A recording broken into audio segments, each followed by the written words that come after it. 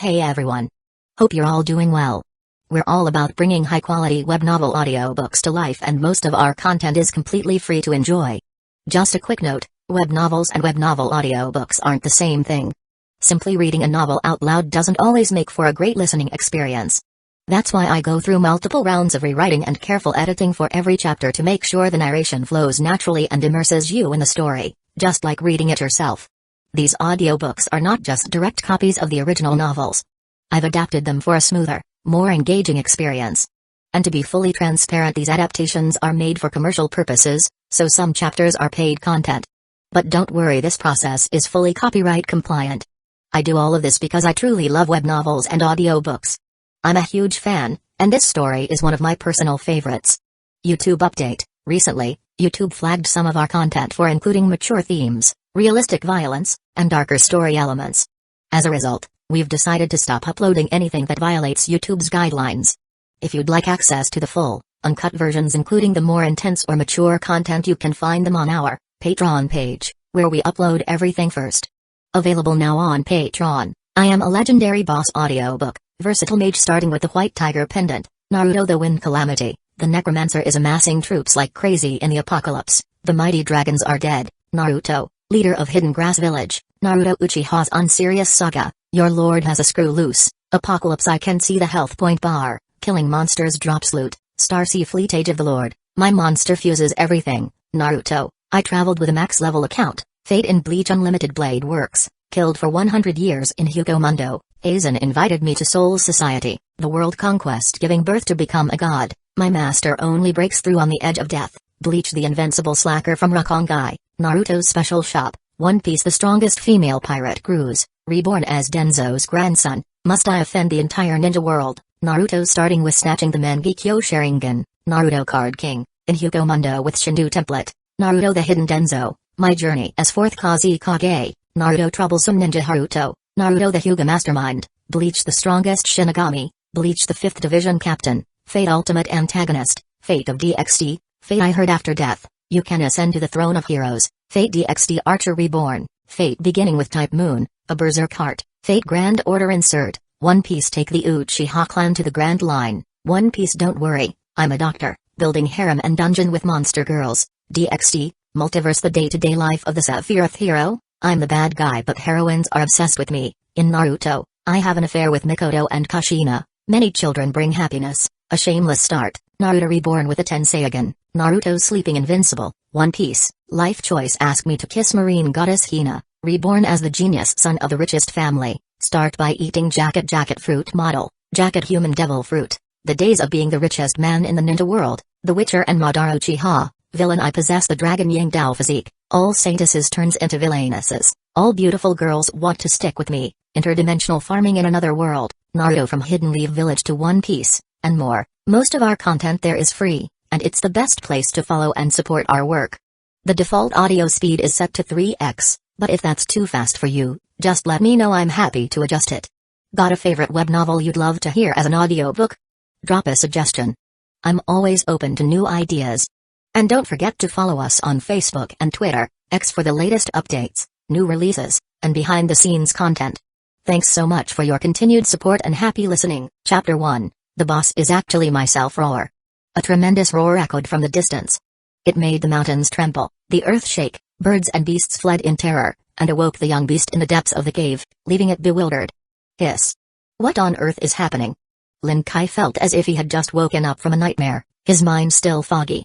But before him was not the familiar room, nor the high-tech gaming pod and its equipment. Instead, there was a dark, warm cave, hard rocks, and even a few scattered gold coins. Where is this? Lin Kai felt like his head was splitting, countless memories flooded into his mind. There were scenes of magic from fantasy novels, as well as his past experiences as a player. He only remembered that he had taken a rich player's task to collect hill giant fingers, heading to Giant Canyon and fought for over 8 hours straight. In the end, his body couldn't hold up, so he left his character idling to get some rest, planning to wake up and get back into the gaming pod. When he opened his eyes, he found himself in this strange place, and his body felt off. He struggled to his feet, instinctively walking on all fours toward a nearby puddle. A dragon? What appeared before him was a beast covered in fine red scales, with menacing golden vertical pupils. The 3-meter-long body was still somewhat juvenile, But many parts showed signs of ferocity, with dense sharp teeth, keen claws, and powerful limbs as the best proof. Yes, it was a young dragon. Moreover, it was a red dragon, the strongest and most ferocious among the 5 colored dragons. Its mouth brimmed with sulfuric breath, its throat seemed to harbor a volcano ready to erupt at any moment, which made Lin Kai feel very uncomfortable. He couldn't help but sneeze. A burst of steaming hot air and smoke spewed from his nostrils. A semi-transparent blue screen suddenly floated before his eyes. Young Red Dragon, name, Cassius Claudius Norixius Template, NPC, 10 years, 1 day, and 18 hours until servers open, category, Large Dragons, Lawful Neutral AC, 18, Natural Armor, Attributes, Strength 21 Agility 10 Constitution 18 Intelligence 12 Perception 11 Charisma 14 Skill Proficiency, Stealth +4, Perception +8, Hunting +2, Escape +4, Knowledge, Future, +4 Damage Immunities, Fire Senses, Blind Sight 10, Dark Vision 60, Passive Perception 14 Languages, Draconic, Common Abilities, Bite, Clawing, Tail Attack, Flight, Breath Attack, Fire, Feats, Non-Challenge Level, 6, 2100 XP, Assessment, the powerfully claws and teeth of a red dragon are enough to become an adventurer's nightmare. They often use breath attacks or other special physical attacks, as well as ancient magic. Never underestimate a young red dragon, otherwise, it will become your lifelong nightmare. I've transmigrated to Eraser? And I've become Brother Kai? Looking at this information for a while, Lin Kai, or Cassius, finally sorted out his thoughts and understood his current situation. He then fell into memories of his past life. Eraser was a holographic game based on the 20th century Dungeons & Dragons, D&D. This mysterious game, with an unknown publisher, featured black technology, claiming to create a real world for players, with a global peak of tens of millions of simultaneous online players. Ordinary people to social elites and even business and political tycoons were immersed in it. Some spent their entire days in the gaming pod, except for meals and sleep. Surrounding this epic creation, a huge market was born, with game updates affecting world markets. A piece of legendary equipment could be sold for millions, likened to a new age Bitcoin, attracting more people to dive into the game. He was one of them. Brother Kai was now him, with the true name of Cassius Claudius Norixius, the first world boss in Eraser version 1.0, Anzata Tempest, an evil red dragon who signed a pact with abyssal demons. He had countless titles: the Fire of Rekindling, Mountain's Wrathful Flame, Harvester of Players' Lives, Newbie's Nightmare. In the early game, during the Winter Age quest, thousands of newly entered players were tormented by the red dragon's flames, agonized yet unable to harm the dragon soaring in the sky. Players died dozens of times each, their charred bodies piled up like mountains, including many future renowned professional gamers. Ultimately, it was brute force and suicide attacks that brought him down. This glorious achievement earned Cassius the immortal title, Brother Kai. Even now, with the game in version 4.0, level caps raised to 20, players exploring the Star Realm, cross-planar missions, and the multiverse, tales of Brother Kai were still told, the story of a red dragon roasting experts into heaps of charred bodies. Brother Kai's BBQ, unparalleled in the world. But when was the current timeline? Roar. A roar outside the lair interrupted Cassius's thoughts. The powerful pressure in the air made the hatchling's heart quiver, but he resisted the urge to flee, scurrying to the cave entrance to observe the situation. In the distant sky, a large red dragon flapped its huge wings, stirring gusts of wind, looking down from a towering height. That must be Cassius's current biological mother. From the 20-meter-long giant dragon body, one could tell this was a powerful red dragon in its prime. Half-human, half-elf mongrel, get out of my territory. Do you know who you face? Before you stands Tiamat's most favored offspring, the ruler of Cloud Summit Peak, the noble and mighty red dragon Iconia. The red dragon's voice was incredibly arrogant, a trait granted by her bloodline. Confronting her fearlessly on the ground was a warrior clad in dark golden armor, with a blurred face seemingly shrouded in a faint glow. Only the half-elf identity could be discerned from the exposed pointed ears and a female form from the silhouette. She stood with a sword, her voice firm and calm. Evil dragon, your arrogance and conceit blind you to your inevitable demise. The half-elf gazed at the giant dragon in the sky, speaking forcefully, you plunder unjustly, harm the innocent, your actions disrupt the world's justice and order. Regardless of the deity behind you, we keepers of vows shall demand the price you owe, your life. This was the paladin's oath of vengeance. After speaking, the half-elf drew the silver sword from her back. The red dragon in the sky snorted, let out a long cry, and swooped down. Her gaping maw seemed ready to tear the tiny half-elf apart. From her throat spewed scorching flames, the intense heat distorting the air. That's Twilight Blade Rhea. Cassius couldn't help but think, finally remembering the quest line related to him. Main quest, Winter Night's Rage. 10 years ago, the mother of Red Dragon Cassius Claudius Norixius was slain by the wandering half-elf paladin Twilight Blade Rhea. The young Red Dragon fled in panic, hiding in the Ansitica Mountains, waiting for a chance to avenge itself on humanity. Now, it has signed a pact with an ancient demon in the depths of the mountains, becoming the fire of rekindling, continually destroying cities, leading its evil army to shatter justice and order, turning the north into ashes. Now seemed to be the time of the battle between the Red Dragon and the Paladin, a decade before the player's arrival. In Cassius's view, the distant half-elf Paladin was around level 20, nearing legendary status with divine favor, an unequivocal world-class powerhouse. It was known that an adult Red Dragon's standard challenge rating was only level 17. Even with its legendary life levels, it wasn't enough against a divinely favored Paladin. Moreover, the renowned Twilight Blade had already advanced to legendary status in the 4.0 version from his past life and was an important NPC in the Elf Kingdom main questline. It seemed his cheat mother was doomed. The Red Dragon shook his head. He had no time to dwell. He merely flapped his immature wings, scampering back to the nest to pack and run. Of course, before leaving, he needed to rightfully take some startup capital from this cheat mother. By Tiamat, this is a Red Dragon's treasure hoard. I hope it won't be too shabby. Cassius let out a sulfuric breath, gently shook his body, and stretched his slightly stiff wings. Chapter 2, The Treasure Vault of the Red Dragon. Cassius, guided by the familiar scent of bloodline left by his adoptive mother, navigated through the twists and turns of the deep cave until at last, he arrived in front of a stone door. The stone door was thick and emitted a dangerous aura. This was the secret treasure vault of the Red Dragon. It was her forbidden hoard, her place of greed, and a location in Ansita that all creatures longed to discover yet could never find out about. The Red Dragon carefully extended a claw, pushing open that heavy stone door, and then she suddenly flapped her wings and took flight. Boom! Instantly, surging magma erupted forth. It roared like a furious beast, emitting terrifying heat, attempting to devour all life forms completely. This was the greedy Red Dragon's harshest punishment for any creature daring to touch her treasures, turning them into part of the magma, melting their bodies until not even their bones remained. Even though Cassius had reacted in advance, the magma filling the entire cave entrance inevitably submerged him. Fortunately, he had the same bloodline as his mother, naturally attuned to fire and heat. Although his scales were thin and his skin tender, he couldn't enjoy a comfortable bath in the magma like adult Red Dragons. This magma was merely warm water to him, posing no threat to his life. Hey ho! The juvenile Red Dragon used its wings as paddles, vigorously flapping to propel himself deeper into the treasure vault, into a deep cave mouth. Suddenly, the view opened up. Gold, piles of gold formed into hills. The gold coins, when slightly touched, flowed slowly like a river, falling onto the rocky ground, making a rustling sound.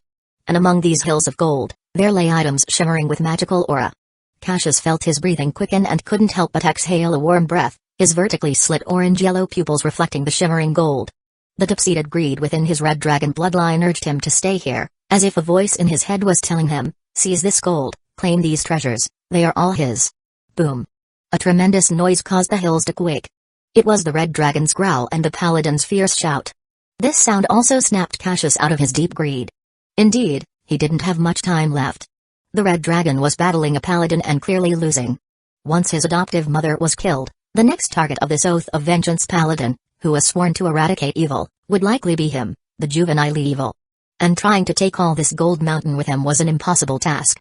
No wonder this Red Dragon became a target of the almost legendary Paladin, with so much gold, likely millions of gold coins. She must have once plundered the treasury of a kingdom passed down through generations in one fell swoop, otherwise, even an ancient dragon's hoard wouldn't be this ludicrous. He also understood why a heat-loving Red Dragon would emerge in the cold Anzita Great Wilderness. It turned out to be fleeing with stolen goods. Magical items. I only need magical items that can enhance my ability to protect myself. Cassius quickly regained his senses, fought back his greed, dug through the gold mountain in front of him, and examined the magically shimmering items. Blade Ring, reduces slashing damage. Soul Amulet, allows speaking with the dead once per day. Magic Nullification Amulet, negates damage from a spell below the 6th tier once. This is a pioneering artifact. Taking it. The young dragon swallowed a mithril amulet, carved with exquisite patterns, into his mouth. Red dragons are natural spellcasters, their bodies serve as natural magic storages and materials, and all magical items could be preserved and utilized within them. It was rumored that some ancient dragons afflicted with spell-thirst syndrome would even carve magic runes onto every single one of their scales, using them as magic scrolls whenever necessary. Heart of Magma, inflicts extra fire damage, Nice item. Staff of Scorching, 3 fire rays, take it. In just a few seconds, the red dragon had swallowed over a dozen magical items, but only these were valuable. The rest were flashy court magic, expensive but of little practical use. It was clear that this mature red dragon preferred gold far more than magic. The sounds of fighting outside grew fiercer, but their roars noticeably weakened. The red dragon was about to give in. It's time to go. The young dragon headed towards the cave entrance, but he kept looking back at the mound of gold as if he were under a charm spell. The greed deep in his bloodline made him crave to devour all the gold, a desire so addictive it was hard to resist. Unfortunately, the magical items had almost filled his stomach. Just one bite. Cassius opened his massive jaws and greedily swallowed a large chunk of gold, the remaining coins cascading from the corners of his mouth like a waterfall. He expected a metallic texture, but instead, in his mouth filled with a smell of sulfur and scorching air, the gold coins felt like greasy sweets with an oddly soft and mushy texture. A transparent panel appeared again in front of him. Achievement, Gold Swallower. As an evil dragon, you were not satisfied with merely storing gold in your cave, but also aimed to integrate it into your insatiable body. Your greed astounds even the gods. Once powerful enough, the world will be consumed by your endless desires. Gained passive trait, Metallic Scales, Level 4, 4,250 out of 5,000, AC +2, Constitution +1. As you devour a significant amount of precious metal, its elements adhere to your skin and deep within your heart. Your scales will display a corresponding metallic cluster and significantly increase your armor and constitution. Note, Enochocleus was once one of the greediest giant dragons in the multiverse, even targeting the gods' treasure vaults. Eventually, he achieved his desire and was transformed into a giant gold statue, eternally floating in the void of the star realm. Whoosh! The red dragon felt the gold coins melting quickly inside him, flowing to the surface, his bright red scales softly glowing with a golden hue under the firelight. His heart, nourished by the elements, thumped vigorously, propelling the heated blood throughout his body. Phew, Cassius exhaled comfortably. You see, an increase in the attribute panel isn't just a linear growth but more akin to exponential. Each level is about 1.2 times higher than the previous, significantly boosting constitution. Good stuff, too bad I can't take all the gold with me. Cassius hadn't expected such a delightful surprise from his momentary greed, but the battle outside was nearly over, and he'd lose his chance to escape soon. Allowing his bloodline to cloud his mind now would make him the literal stereotype of a red dragon with a brain full of muscle. It's time to go. The red dragon was extremely arrogant and never thought of abandoning his treasure to escape the nest. Fortunately, his cheap mother wasn't entirely so, having left him a narrow back route for escape. The young red dragon, belly bulging, squeezed out of the treasury, running and flying towards another cave entrance. This led to the southern slopes of Cloud Summit Peak, and further down was Boka'ura Forest. Once there, the sky's the limit, and the ocean depths are the bounds. An adult red dragon might struggle to hide due to its size, but hiding a young dragon amid the tall spruce and birch trees was another matter entirely, even providing ample hunting opportunities. The wind's fierce, time to dash. As Cassius approached the exit, he leaped forward. Chapter 3, The Battle of Fate. And at this moment, above the sky, the once imposing red dragon was now covered in wounds, moaning softly, with deep scars etched into its flesh, glistening with golden radiance that continuously corroded the injuries. The wing membranes were like tattered rags, giving off a woeful sound with every beat, making its misery even more apparent. Yet she merely thought of this as a troublesome enemy, not one capable of utterly defeating her. After all, she was a red dragon, she still had the power of Tiamat, she still had intense flames, and various methods yet to be unleashed. Boom! The red dragon laboriously landed on the peak, causing the cliffs to roar and rocks to tumble down. For the first time, her tone carried hesitation. Half-elf, you are strong. Unlike those mortals, your strength far surpasses theirs, thus you are worthy of a mighty true dragon's attention. Become my retainer, and you can rule Anzata Great Wilderness with me. But the half-elf paladin did not reply, only slowly raising the silver sword in her hand, her eyes determined. Her silver armor, scorched and blackened, still faintly glimmered with light. To hunt sworn foes or drive out lesser evils, I vow to challenge greater malevolence. And a sworn enemy deserves no mercy. Rhea leaped gracefully, her silver sword emitting an aurora like the rays of the setting sun. Though not dazzling nor intense, it carried an unyielding resolve to shine brightly even in the darkness. This was the origin of the Twilight Blade. Soul of Vengeance. With a crisp shout, countless spectral spirits appeared around the half-elf paladin. They were the children burned to death in the fire, the mothers crushed by collapsing houses, The men who bravely raised pitchforks but were turned to ashes by dragon flame, the warriors who fought evil but were crushed into pulp by claws, and paladins burning with a will of vengeance. Rhea began to fly, sprouting illusory black wings on her back, making her resemble an angel born from vengeance. At this moment, she soared above the mountain peak. Roar, and Aklisha roared furiously, the absolute pride of a red dragon not allowing any lesser being to dare look down upon her. At that moment, all the power in her bloodline was fully unleashed, using the most primal, most savage physical strength, and the red dragon's most adept melee combat, she charged forward with an unstoppable force. Boom! The impending clash of two mighty forces made the mountain tremble incessantly, causing the entire Anzata Great Wilderness to shake. This sight made Kaizu, who was desperately fleeing, unable to resist turning his head to sneak a glance at the terrifying scene. Supreme Holy Slash. Rhea used all her strength, gripping the silver sword tightly and slashing down, completely ignoring the red dragon's gaping, snarling giant maw. The silver longsword, glowing with twilight radiance, simply slashed diagonally. Slice, the longsword sliced through the dragon's scales, harder than any armor, like a hot knife through butter, tearing through the red dragon's scalding, surging blood vessels and flesh.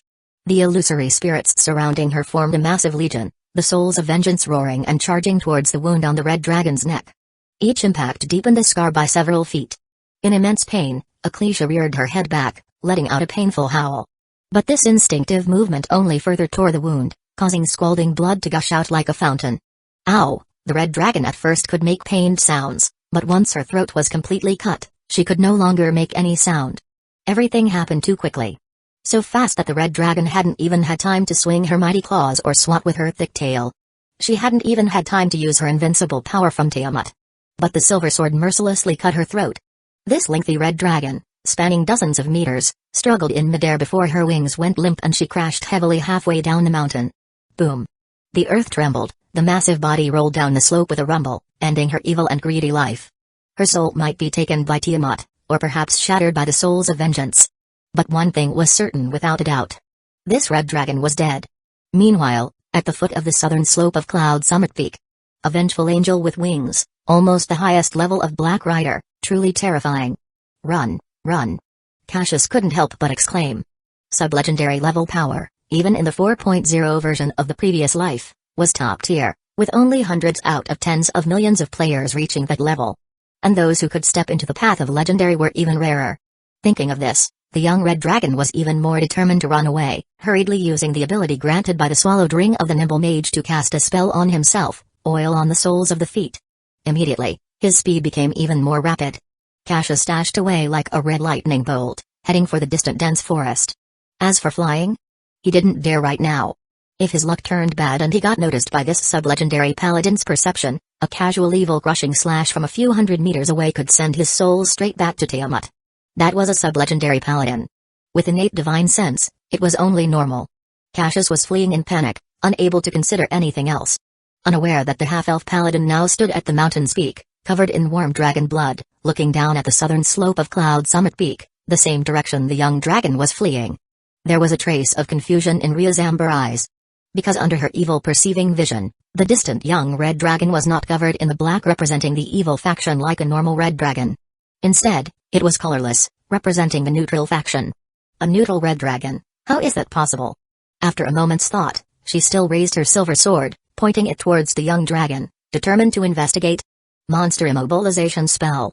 As the silver sword pointed, a spell radiance flew into the distance. If it hit, the young red dragon would be immobilized, unable to move an inch.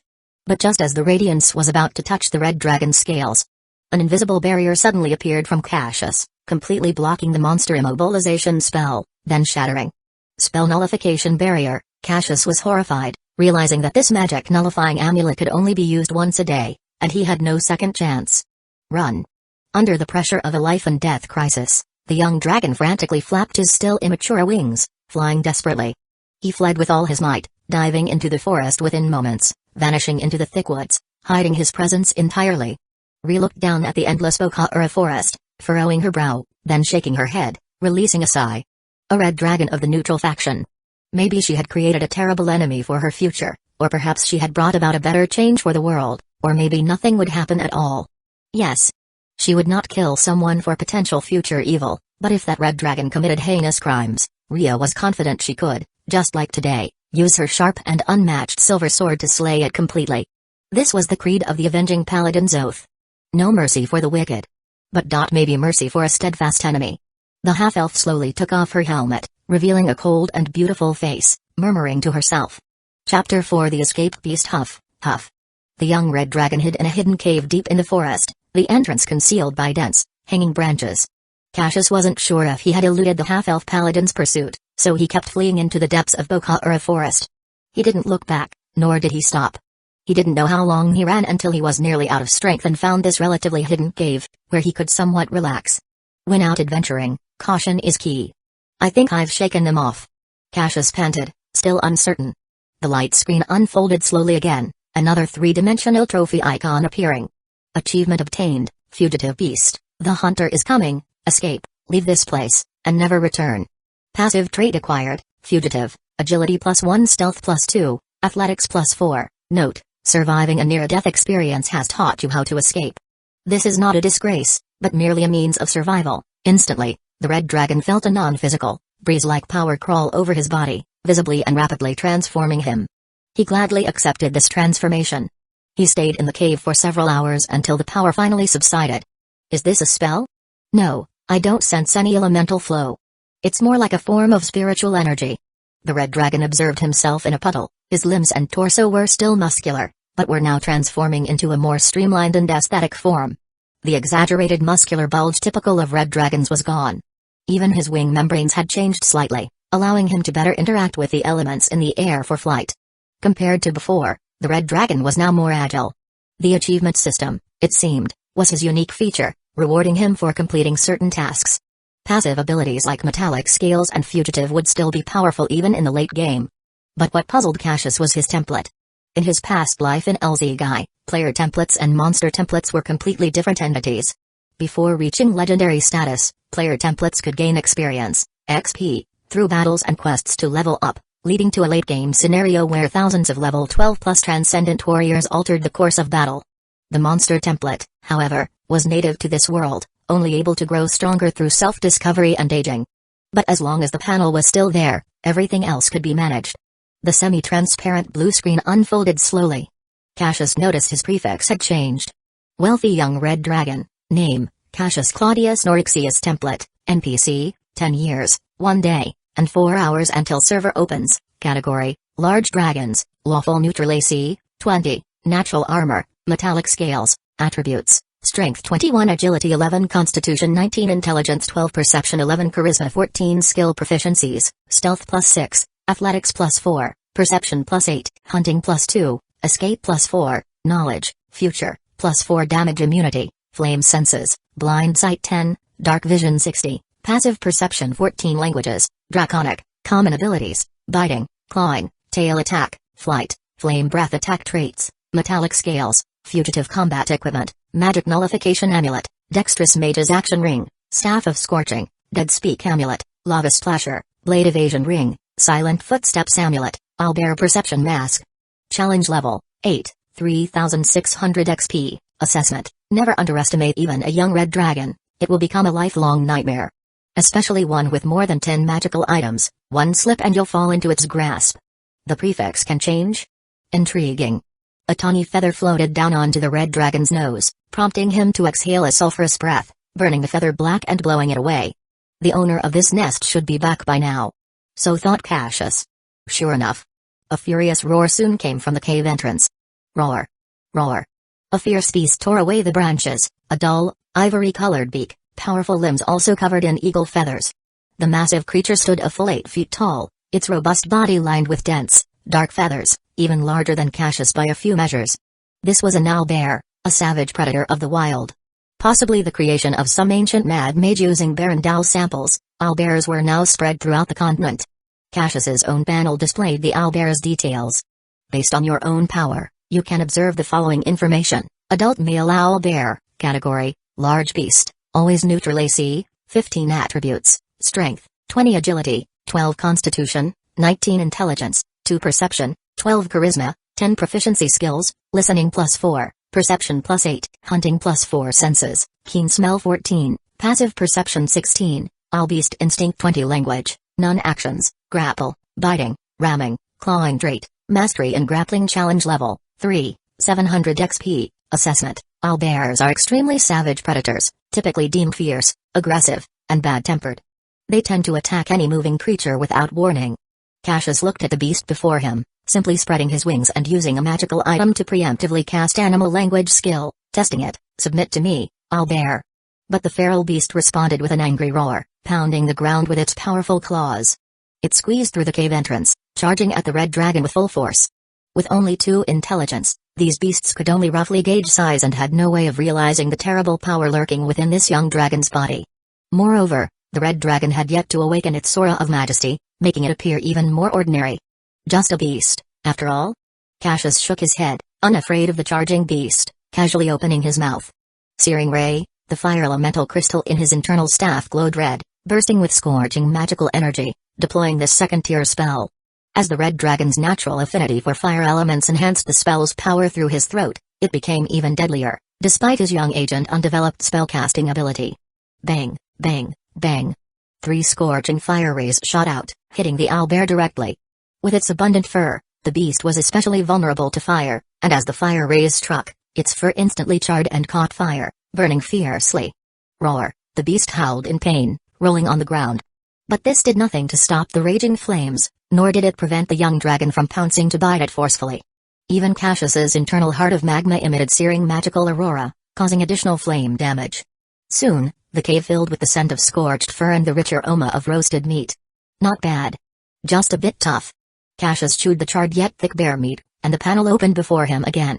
Killed adult male owlbear, gained 700 XP, level increased to 1, due to racial traits. Leveling up in your occupation will be more challenging, but you will gain even greater power. Achievement obtained, First Blood, welcome to this colorful world. Player occupation panel obtained Warrior, Mage, Magician, Martial Monk, and several other occupation badges appeared on the panel, leading to numerous sub-occupation branches. Cassius was first stunned, then overjoyed. He recalled that in the previous game, players had to complete the novice task of killing a turkey in the unknown space to unlock the player occupation panel. Dragons yearn for power. But seeking humanoid abilities is not a natural thing for them. They are proud and disdainful of non-draconic knowledge. Overall, dragons detest learning the skills of lower species. Hence their legacy lacks enhancement methods, relying more on innate spells and an insatiable greed for treasure. Players, on the other hand, could easily find ways to become stronger, but their base stats were imported from real-world data. In the game's early stages, player attributes were notoriously weak. There was even an unnamed barbarian player who created the miracle of starting with 8 intelligence. But Cassius could easily combine the terrifying talents of Dragonkin with the player occupations. Chapter 5: The Origin of Sorcery. If it were later stages now, Cassius would have chosen the mage without hesitation. After all, being a mage master wasn't just for show. A fully prepared and well-equipped mage had the assurance of defeating any enemy of the same level, with powerful branch occupations like time mages that mastered spatial and temporal powers in the later stages. However, the mage had one critical flaw in the early stages: the need to transcribe spells. Yes, magic seemed like a science to mages, something that needed to be studied. Only through detailed understanding of spell prototypes via spell scrolls, mastering various magic web parameters, and thorough learning could one successfully acquire a spell. And right now, Cassius was penniless, with only a few pieces of magic equipment on him. He couldn't possibly run to a human town to learn magic in his dragon form, could he? Would he have to advance through a magic academy? Warlocks were different. Their spells were heaven-sent. A better word to describe it would be innate talent. After contemplating for a moment, Cassius made his choice. Choose to advance the warlock occupation. Detected that you have Dragonkin bloodline, automatically selected as Dragon Vein Sorcerer, Red Dragon bloodline. Dragons were powerful magical creatures, naturally adept at various supernatural phenomena. Any aged dragon, even a hatchling, could possess occupational levels in sorcery. Ancient scholars believe that a sorcerer's abilities were inherited from dragons, possibly from intermarriages long ago. More importantly, a warlock's casting level could add to a dragon's innate spellcasting level, enabling the dragon to fully utilize its bloodline, producing even stronger effects. The renowned ancient Red Dragon Imwil now dedicated himself to mastering fire magic, possessing a casting level as high as level 40. Your warlock level has been raised to 1. Origin of sorcery. Magic itself is part of a warlock. This latent power permeates their body, mind, and soul, waiting to be released. No one can choose sorcery. Sorcery chooses you. You have acquired 4 cantrips, 2 first-level spells. A rich spell table appeared on the screen. Acquired cantrips, Mage's Hand, act before the enemy, magic tricks, minor illusion, acquired first level spells, cloud mist technique, magic missile, still the standard early stage setup. In his previous life, when advancing his occupation, Cassius only got cold data displayed, never realizing anything different. Only now did he notice how incredible this power felt. This feeling. Each spell appeared in his mind out of thin air. No, not out of thin air. More like innate, gifted talent. This precious knowledge penetrated his body, memory, and even attached to his will. Mage's Hand, Cassius thought, and an invisible hand appeared out of thin air, picking up and throwing a stone from the ground. Even the lowest level spells and simple actions amazed the Red Dragon. Because this power didn't come from a magical item or program, it came from himself. Compared to the rigorous scientific casting of a mage, warlock casting was more like art. No need to meticulously construct a spell prototype or calculate magic web parameters, just use his consciousness to feel the magic web and project his will into reality, making it happen.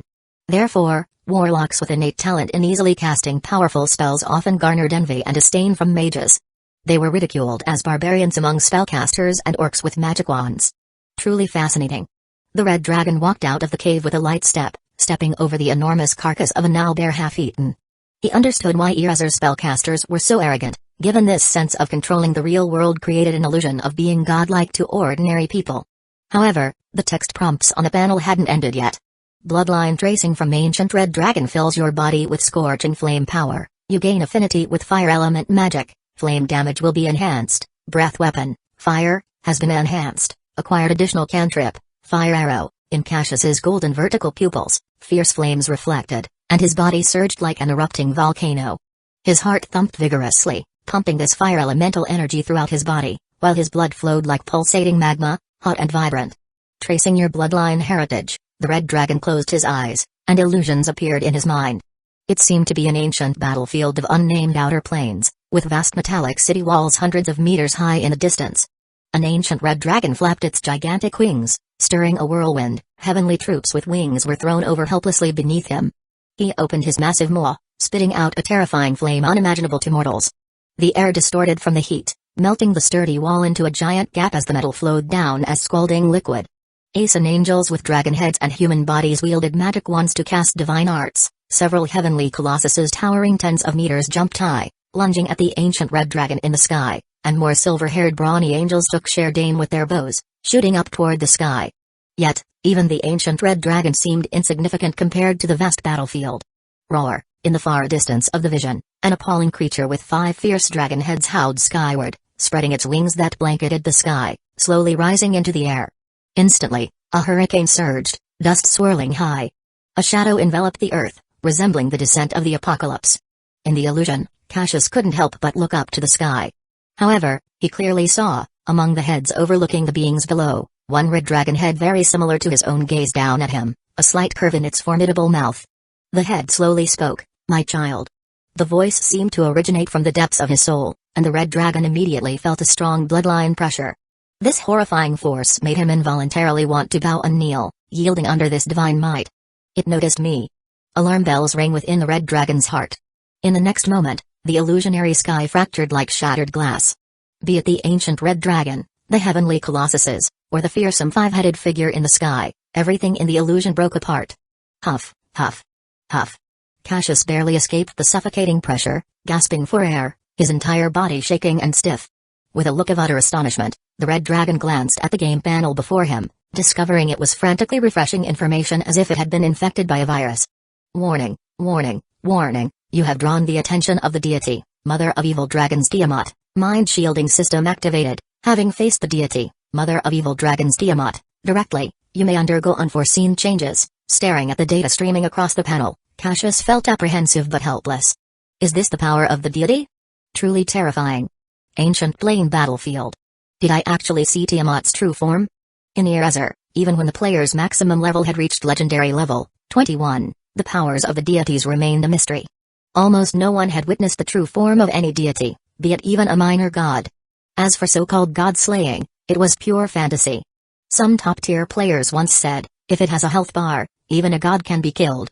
Yet, in reality, a deity's level of power was unimaginable to mortals and were said to have no health bars. This was the power of a deity. Just gazing at its true form in an illusion could lead to dire consequences. But for this fledgling dragon, ancient red dragons, interplanar wars, and Tiamat all seemed too distant, too grand. If any mighty existence indeed had designs on him, he had no means to resist right now. Thus, rather than worrying about outer plane deities, it was more practical to steadily increase his power and consider his future plans. Since I've already been noticed as a red dragon, I better offer incense to Tiamat, for she is quite aged. Don't want her holding grudges against me. Gently leaping up, Cassius flapped his strong wings, gradually spiraling into the sky. Next, it's time to earn some experience. Gazing at the vast forest and distant mountains, the red dragon couldn't help but let out a roar, his youthful voice carrying a touch of a mighty dragon's majesty. Chapter 6 Hunting in the Forest 5 months later. Snowflakes had begun to fall over the Bokura forest. This foretold that the Anzata Plateau was about to enter winter, and the beasts were starting to hunt in groups, preparing for the long and severe winter. The forest rustled with sound, and gray figures darted swiftly through the trees. Their prominent snouts, triangular blue eyes, and sharp fangs betrayed their identity, terror wolves. One of the top predators in the forest, masters of group hunting tactics. And in front of them, a herd of frightened deer was running for their lives. The wolf pack seemed unhurried, the strong leading terror wolf let out a long howl, and the rest responded with light howls. The pack consisted of more than 10 wolves. They coordinated with each other, some drove the deer from behind, others flanked from the sides, and some even disappeared, forming an open pocket-like formation. After several tens of minutes of chase, the wolves had the absolute upper hand, wasting little energy as they herded the panicked deer to a mountain pass. The deer, under the wolves' relentless pursuit, scrambled into the pass, seeing it as their last escape route, like grasping at a lifeline. In the chaos, even small fawns were trampled to death. But they didn't realize that what they mistook as a lifeline was actually a trap. Awoo! As the last of the deer entered the valley, the Wolf King let out an excited howl, and the previously missing wolves reappeared at the other end of the valley, completely surrounding the 30-plus deer in the narrow pass. The deer were now in total disarray, bumping into each other, only to find menacing wolves everywhere they turned. The wolves' blue eyes were gleaming, and they eagerly swarmed in. Blood splattered, pained cries echoed, and the valley filled with the scent of blood. In the end, the leading buck broke through the blockade on the opposite side with its large antlers, leading more than 10 deer to escape, leaving behind several dozen carcasses in the valley. The wolf pack had achieved their goal. The terror wolves rushed forward, tearing into the deer's flesh, eager to feast before winter set in, hoping to survive the harsh cold of the north. The Wolf King chewed on the most succulent organs, savoring this hard-earned, carefully planned meal. A mist arose in the valley. At first, the wolves paid it no mind, but as the mist thickened, enveloping them in a murky haze where they could barely see each other, they began to panic. Mysterious shadows flickered within the mist. Crunch, crunch. It was unclear if it was the sound of wolves crushing deer bones or wolves' bones being crushed. Then erratic howls emanated from the mist, perhaps hunting signals, attack calls, or feeding permissions, unclear but meaningful to the wolves. If a knowledgeable mage were here, they could easily identify this as a spell, magic tricks, creating additional noises and sensations. Unfortunately, the beasts were unaware and instinctively afraid of the unknown, losing their reason. Aru, the Wolf King stood alertly, howling to call its pack. The pack howled back in confusion, trying to locate each other. But the dense fog blurred their vision, and the strange sounds made it impossible to discern the direction or gain any useful information. The Wolf King suddenly sensed a strange sound from above. A whooshing wind. It instinctively looked up, and its pupils reflected blazing flames. Boom, killed adult male terror wolf, gain 200 XP, killed adult male terror wolf, gain 200 XP, killed adult male terror wolf, gain 200 XP, killed adult female terror wolf, gain 200 XP. Killed terror wolf leader, gain 700 XP, a bumper harvest, not one escaped. Cassius exhaled a breath of sulfuric heat, then spread his wings. A red figure swept across the valley, circling above the forest. The red dragon, transformed into a fearsome hunter, scanned the forest below, searching for the next prey. To him, the normally feared beasts were just walking experience packs. Near the bushes on the ground, a huge feral boar was digging through the soil, looking for anything edible. Whether it was the juicy roots of ferns, a hibernating snake, or soil clumps containing special elements, the boar would eat it all. This enormous boar stood over 2 meters tall at the shoulder, looking like a small hill from a distance. Its tusks, like curved blades, jutted out from its mouth. Beneath its thick hide were layers of fat, covered by a tough exterior of hardened dirt accumulated over the years. Ordinary iron swords couldn't cut through this natural armor, and only the most experienced hunters dared to challenge such a formidable beast. Snort, snort. The boar snorted, blowing out a clump of dirt, and continued its digging, finally uncovering an insect pupa in the mess. Delighted, the boar quickly swallowed the precious protein. Suddenly, it spotted what seemed like a small snake's shadow in the grass, slithering away. Grunt. The boar trotted after the snake. The snake lured the boar to a cliffside. Just as the boar lumbered forward, eager to gobble up the snake vanished. A shadow descended from the cliff. Magic missile. Several arcane orbs hit the boar's thick hide, dealing inescapable, indefensible magical damage. The boar couldn't help but let out a painful wail, immediately followed by a frenzy induced by its injury. Beast fury. Its eyes turned red with rage, its fur bristling, and it stomped around, kicking up dust, searching for its attacker. Huff, huff. This state was similar to a barbarian's trait, where the boar's strength and constitution were tremendously enhanced. Even more frightening, it became immune to pain and fatigue. Many adventurers who thought they'd mortally wounded it were torn in two by its tusks in its furious rage. But the furious beast couldn't find its target, nor its attacker, and could only vent its overflowing anger everywhere. Boom. Boom. Boom. It rammed its massive body into the cliff, dislodging rocks, and tore up earth and trees with its tusks. Minutes passed. When the frenzy subsided, the giant beast lay exhausted on the ground. The surroundings were a mess, with debris everywhere, the ground torn up, and the cliff cracked. Recovering from its rage-induced frenzy, it began lazily munching on grass roots. Ignis, fire arrow. A flaming arrow fell from above, scorching its hide. Another red figure dove from the sky, landing on its bristling back. Aroo. The boar's wail was pained and sorrowful, but it lacked the strength to fight back. It could only let the red dragon on its back bite through its spine, ending its life swiftly and decisively. This once unbeatable forest ruler perished miserably. Killed mature feral boar, gained 1100 XP, your level has increased to 2, ripping through its tough hide and thick fat, exposing the bloody flesh beneath. Cassius, not bothering to cook it, tore off a piece of tenderloin and devoured it. The red dragon had a unique digestive system, converting most of what it ate into nutrients for growth, and the remainder into elemental energy, with little waste. Very chewy pork, but a bit too old. With blood dripping from his mouth, the red dragon couldn't help but give an assessment. Chapter 7 Magician Metamagic. In the past 5 months, Cassius had spent his time in the Bokaura forest, searching everywhere for more powerful beasts. The red dragon had both transformed them into his growth sustenance and his leveling experience. Appropriate caution was necessary. Before being fully confident, Cassius would not attempt to challenge those formidable creatures. Now, Cassius had already risen to level 2, learned the magic-powered fountain ability, and gained sorcery power. After this period of hunting, this young red dragon in his growth phase had grown significantly larger, now measuring a full 6 meters from head to tail. His scales had become brighter in color, and slightly protruding bone spurs grew along his spine, though they had not yet formed a complete dorsal fin. It was evident that he was about to enter the next stage. His raised head had become more ferocious, his forehead horns had elongated and hardened, and new horn rings had appeared. Short keratinous spikes grew on his chin, and his pupils were now several shades lighter than before. Of course, the red dragon still had the disproportionately large head and small body characteristic of a juvenile dragon. His proportions still appeared somewhat comical. Cassius swallowed a piece of meat whole and then looked up at the panel. Choose to level up the sorcerer class. Your sorcerer level has increased to level 3, the magic power suppressed within your body, mind, and soul has been released.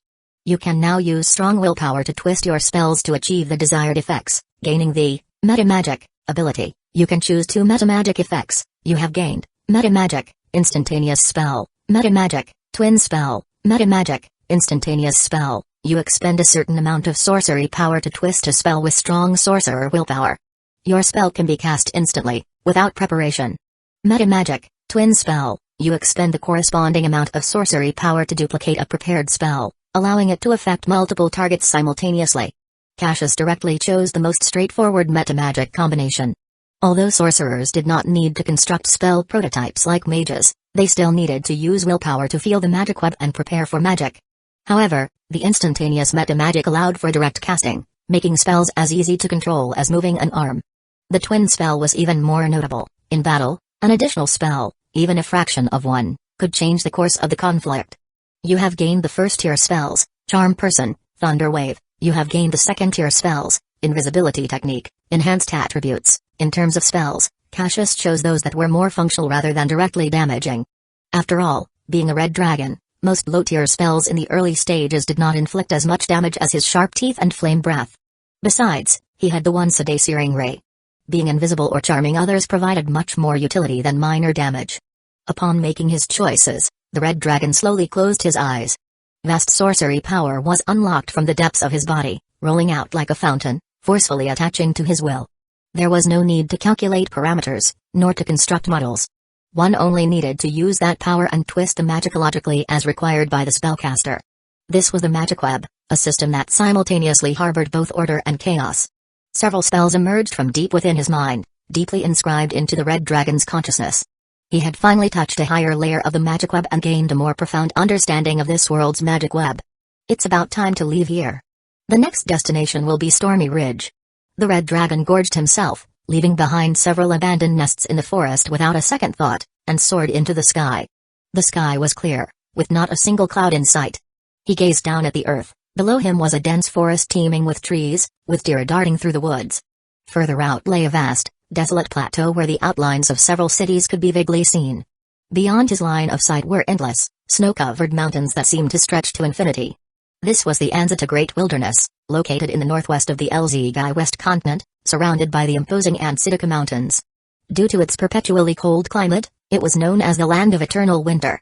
The indomitable Skander people had established dozens of cities here over a millennium, gradually forming the northern United Kingdom led by Duke Bosk. Many diverse creatures, including orcs, giants, goblins, and even giant dragons, coexisted in this vast region. The strong wind in the sky brushed across the red dragon's scales, drying the bloodstains at the corners of his mouth. All these real, vivid sensations were clearly reminding Cassius, or rather Lin K, he was alive.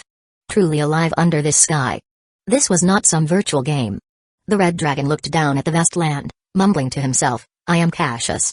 But his latter half of the sentence was lost in the high-altitude howling hurricane, I was also Lin Kai. Deep in the mountains, in the coldest part of Anzata, stood a black tower. No one knew its origin, and no one dared to visit. Unknown beastly howls often emanated from the tower, leading people to call it the Polar Night Demon Tower. At the top of the tower, a man clad in a black cloak, his face obscured, was waiting for something. An old, rusty badge on his chest depicted a blazing flame with eyes growing on dragon claws. Soon after, a portal appeared out of thin air, and a grotesque creature slowly wriggled and crawled out of it, kneeling peculiarly before the man. The creature was over 3 meters tall, and even kneeling, it was considerably taller than the man. Its body was twisted, a misshapen assemblage of disordered flesh. It was covered in many white scales, but large patches of raw flesh remained exposed, with a thick mat of hair on its head, giving it a disgusting and grotesque appearance.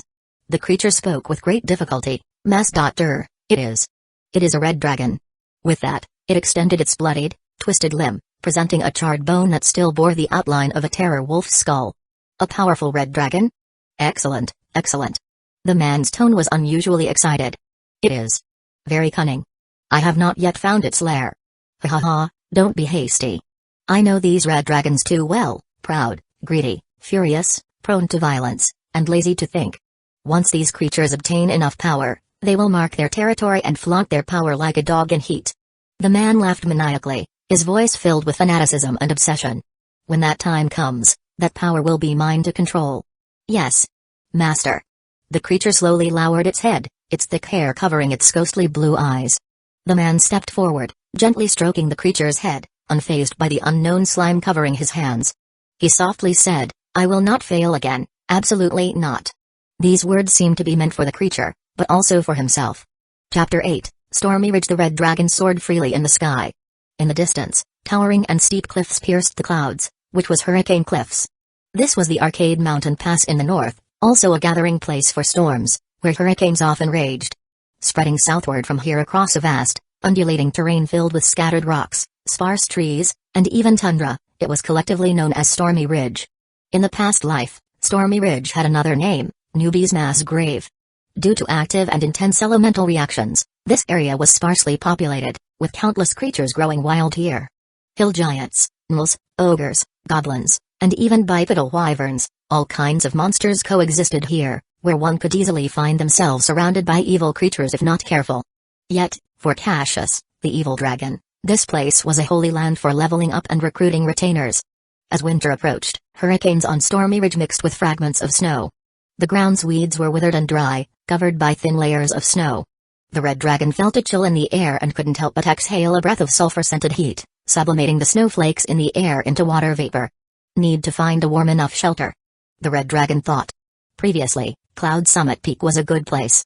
While located in the northwest part of the continent in the so-called Land of Eternal Winter of the Anzata Great Wilderness, the cave had plenty of geothermal heat, with even some magma in its depths, fitting the red dragon's pursuit of fire and heat. Unfortunately, after his cheat mother got slain, it was no longer safe. There might be kingdom guards stationed at the cave entrance to prevent the evil dragon from coming back. Cassius tried to recall memories of Stormy Ridge from his past life and suddenly thought of a good place. Just in time to see if I could recruit a subordinate, or gain some experience. Feeling invigorated, the red dragon stretched his wings and glided over the ground, filled with excitement despite the cold wind. Giant's mouth gave. Whoever came up with that lousy name probably was some bored bard. Perhaps it was because the uneven rocks around the cave entrance resembled a giant's rotten teeth, or because the open hole looked like a mouth, but at some point, it got this name. The surrounding ogres and goblins also called it that, reflecting their limited imagination. The cave had changed owners many times, and currently, it belonged to a chimera. The chimera, a beast said to be created by the demon lord Demogorgon who was summoned to the mortal world, had the hind legs of a goat, the forelegs of a lion, a pair of dragon wings, and the heads of these three creatures. It combined the worst traits of each part, the dragon's head driving it to raid and hoard treasures, the lion's nature sparking its desire to hunt powerful creatures threatening its territory, and its goat's head making it malicious and tenacious, fighting to the death. At present, the cave's owner lounged near the entrance, leisurely licking its wounds. Its massive 7-meter-long body lazily lay on the rocks, absorbing their lingering warmth. It was the most terrifying monster within 100 miles, sitting at the top of the food chain, only needing to ravage and kill. The accumulated bones inside the cave attested to its gruesome reign. There were even numerous human relics like armor and swords among the horde, suggesting many adventurers had fallen to this greedy beast. But the roaring of wings outside interrupted everything. The chimera roared furiously, rising to see outside, ready to tear the foolish intruder apart, only to see a robust red dragon land with a thud. "Submit to me, or choose death," the red dragon said in Draconic. The chimera had dragon blood in its veins, rarely speaking but understanding Draconic. It studied the creature before it. This red dragon was clearly not fully grown, smaller in size but more robust. Though a formidable opponent, it didn't look invincible. The lion's head growled, its nature triggering a fierce desire to hunt the strong creature before it, a worthy challenge no doubt. Hearing the chimera's growl, Cassius shook his head regretfully, thinking that indeed, size does matter, doing anything becomes troublesome otherwise. If a 20-meter-long adult red dragon had occupied this place, shielding the cave entrance with its wings, there would be no worry about the chimera's defiance. He had to find a way to grow quickly. He too was observing the fearsome beast before him. Based on your levels, you can observe the following information: Chimera, category, large monster, chaotic evil AC, 14, natural armor, attributes, strength, 19 agility, 11 constitution, 19 intelligence, 7 perception, 14 charisma, 10 proficiencies, listening +4, scout +3, hunting +5 senses, dark vision 60 feet, passive perception 18 feet, language, draconic actions, multi-attack, biting, goring, claw attacks, flame breath traits, contradictory creature, evil minion challenge level, 6, 2300 XP, assessment. The chimera is a brutal creature like a demon, fond of ambushing its prey from high above, spitting flames while diving down and continuing the assault on landing. It purely seeks amusement in hunting, savoring its prey's fear and pain, often toying with them, or leaving them mortally wounded only to return and kill them after they've suffered enough. This was the strongest opponent Cassius had encountered since his reincarnation, a genuine chimera. "Since you're not submitting, let's settle this with a brawl." Cassius grew more serious, his golden slit pupils narrowing, revealing the red dragon's zeal in facing a formidable enemy. His well-developed muscles tightened, looking ready to explode into action. The chimera howled, flapping its wings and taking to the skies. It stuck to its familiar tactic, diving down from the sky with its left dragon head spitting deadly flame breath. Using flame against a nearly fire-immune red dragon was clearly not a wise choice. It showed the beast lacked knowledge and combat wisdom. On the ground, the red dragon just tensed its muscles, remaining poised. "Act before the enemy," Cassius whispered in Draconic, pale purple magical aurora flickering at his eyes. This was a practical cantrip, allowing him to anticipate the enemy's moves before striking, delivering a deadly blow, crucial at times. The chimera spewed flames wildly, diving to a few meters in front of the red dragon. The red dragon's glowing slit pupils coldly fixed on it, discerning its flight direction. Then, his tensed muscles instantly unleashed immense energy. He spread his wings, his over 7-meter-long body springing into the air, braving the intense flame breath to sidestep the chimera midair. The chimera hastily flapped its wings to change direction, but it was already too late. Chapter 9, Battle of the Giant's Mouth. Red Dragon opened its bloodthirsty maw and bit down mercilessly at the chimera's neck. Its incredibly sharp dragon teeth pierced through the chimera's scales, tore through its tough hide, and deeply embedded into its flesh and blood. Blood splattered, and the chimera's head threw back as it let out a piercing wail. The once formidable flame breath abruptly ceased. The chimera's dragon-like wings flapped wildly, struggling to ascend, while its robust and sharp iron claws swung at the red dragon in midair, hoping to launch a counterattack and break free from its plight. Cassius unclenched his jaws, agilely dodged the incoming strike, and gracefully flapped his wings, spiraling diagonally above the chimera. The tides of battle had turned. The red dragon let out a satisfied long howl, diving down swiftly toward the chimera's back. Roar! Compared to the bizarrely shaped beast below, the streamlined body of the red dragon provided a clear advantage in flight. The chimera, suspended midair, was powerless to evade his actions, fluttering its wings futilely, helplessly watching as the red dragon's silhouette drew ever closer. Got you. Cassius spread his wings wide, his powerful claws gripping the chimera's wings tightly. Panic-stricken, the chimera lost its balance, flailing its wings erratically. All three of its heads turned back to bite, desperately trying to shake off the red dragon on its neck. Bull's strength. The red dragon roared fiercely, the power of the spell surging into his heart and then pumping through every inch of his muscles, making his already powerful limbs bulge exaggeratedly, even emitting steam. Cassius instantly felt his strength surge immensely. His claws locked firmly onto the chimera's wings, nearly crushing its flesh and bones. Who gave you the courage to fly before a true dragon? Down. Cassius said viciously. He then folded his wings tightly, pressing down with all his weight and strength. The red dragon needed a crushing victory. The previously struggling chimera now had no chance of escape under the absolute dominance of his power. It could only despairingly await its fate. The chimera first wobbled in the air, struggling, and then, under the red dragon's immense pressure, plummeted straight to the ground from a height of more than 10 meters. Boom! The earth roared. Dust filled the air, rubble flew everywhere, rocks cracked, and the ground was smashed into a massive shallow pit. And in the pit, the chimera was particularly miserable, with scars all over and its wings nearly broken. Let me show you what true flame really is. The red dragon pressed against the half-dead chimera, his mouth slightly open, with scorching fire elements building up in the depths of his throat, the air around his mouth subtly distorted by the intense heat of the impending flame breath. Submit. Or die. Cassius stared into the terrified, dejected eyes of the chimera's lion head and spoke each word forcefully. Though the chimera was a vicious and belligerent creature, it still valued its own life. Besides, its dragon bloodline made it naturally submissive to stronger dragons, becoming their evil minions. Under the threat of death, the chimera did not hesitate long.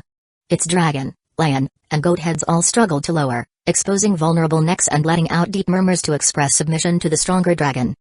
Whoa! Before strength, all are equal. This was the most straightforward and brutal law of the wild. Submit. Master. The chimera could speak simple Draconic, though only managing to utter the words coarsely. Cassius then loosened his grip on the chimera and sprayed his accumulated flame breath to the ground less than a meter away. In an instant, the scorching flames charred the ground and shattered the rocks. The chimera, frightened yet more reverent, knew that it stood no chance if hit directly by that flame. The chimera slowly climbed out of the shallow pit, its injured wings tightly folded on its back, and its scarred limbs struggling to support its body, the three heads drooping and not daring to look directly at the red dragon. The red dragon leaped to a towering rock wall outside the cave, roaring in Draconic from above, "From now on, this place is mine, Cassius' lair." His voice shook the surroundings, allowing creatures within a few miles to hear it. Whether it was the feasting gnolls, the marauding ogres, or the snoring bugbears. They might not realize the change of ownership in this territory yet, but Cassius was confident they would soon understand in one way or another. He then lightly jumped down the rock wall, his eyes returning to the submissive chimera below, and said casually, "From now on, remember this name well, and do not defy me. Lead the way ahead." "Yes." The chimera nodded slightly and walked ahead, heading deeper into the giant's mouth cave. Inside the cave was warm, probably due to the abundant fire elements within the mountain, making the red dragon feel exceptionally comfortable. As they traversed the deep passageways, Cassius noticed numerous skeletal remains scattered around, giant skulls, bipedal wyvern wing bones, and even horned humanoid skulls. Is it a campion? No, it should be a tiefling. Cassius thought to himself. The red dragon continued following behind. After passing through the deep external passage, The cave opened up before him, the space much larger, enough to house a mature red dragon. All around were remnants of feeding, and various other passageways and openings.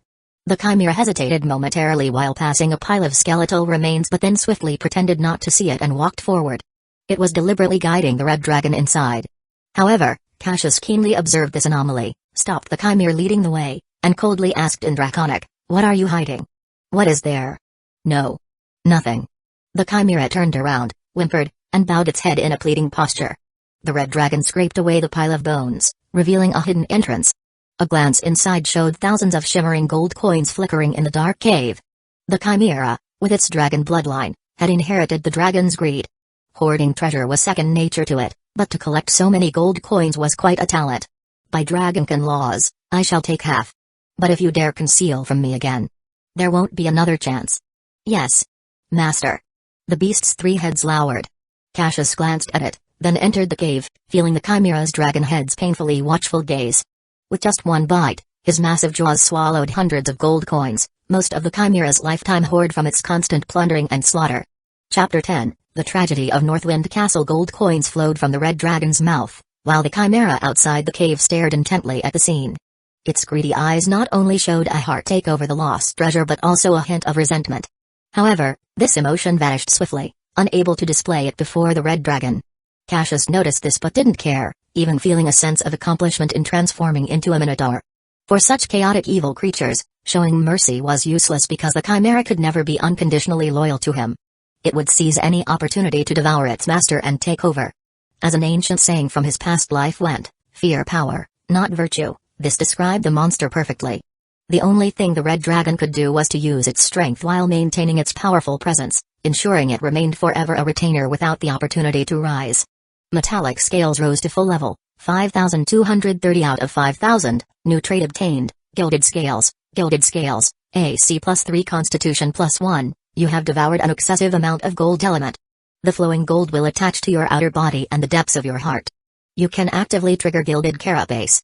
The gold inside your body will form a gilded layer on your surface, greatly increasing your armor value and changing the scale's appearance to gold. Able to turn my scales golden? Cassius suddenly had some strange thoughts. Because in his memory, there should have been no gold dragon in Anzada. Is it possible? Regardless, another life-saving measure had been added. The red dragon felt quite delighted. He ignored the chimera's resentful gaze, merely continuing to have it lead the way, exploring the giant's mouth cave. Not there yet. Cassius wondered. This place was far more complicated than he imagined, with numerous extremely deep sections that made one suspect it wasn't naturally formed but crafted by some dwarven artisans. Not far off, in a narrow cave, bursts of scalding white steam erupted, with some magma splashing out. This made the red dragon feel somewhat nostalgic. "Keep going," Cassius signaled the chimera to lead the way. But the cowardly beast kept whimpering and pleading, refusing to go further no matter what. "Master, hot, dangerous. Will die." After all, it had submitted to the red dragon to save its own life. Not to lose its life in the magma. It didn't have the red dragon's flame resistance. A strange place. However, with such a strong elemental reaction, it's better to explore once we are fully prepared. As for the name, let's call it the Bottomless Cavern. Cassius pondered for a while before deciding to temporarily put it aside, as he was, after all, just a young red dragon. He was barely managing to be a ruler in this wilderness, let alone face the unknown monsters below ground. If an eye demon or other high-level monsters appeared, he wasn't confident of winning. "You may leave now." "Thank you, master." The chimera breathed a sigh of relief. It didn't even care about its injuries, bolting toward its treasure-stashing cave and hurriedly moving the remaining hundreds of gold coins. Even risking its nearly fractured wings, it shakily flew across, finding a place to hide these treasures. Truly a creature with dragon blood. So obsessively fond of wealth. Cassius couldn't help but shake his head disdainfully. Thus, Cassius made the outer cave of the giant's mouth cave his first lair and temporarily sealed the inner passage with rocks. The chimera, meanwhile, was sent to a small cave on the opposite cliff by Cassius to serve as a retainer, guarding his home. To Cassius, the provided treatment was quite generous. At least he left it some savings, didn't he? Many modern enterprises didn't even offer that kind of treatment. Magic tricks. As Cassius chanted, a corner of the cave, 1 cubic foot, became clean and tidy. The initially foul-smelling bloodstains vanished.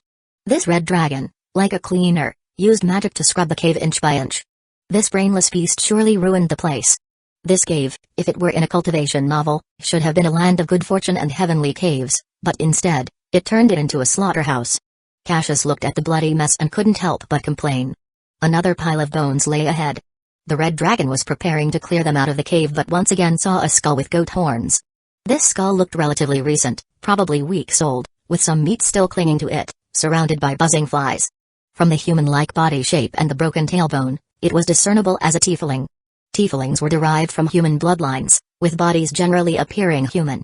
However, their devilish lineage left a clear mark on their appearance: horns on their heads, 4 to 5 feet long, thick tails, and solid-colored eyes, with skins in various hues.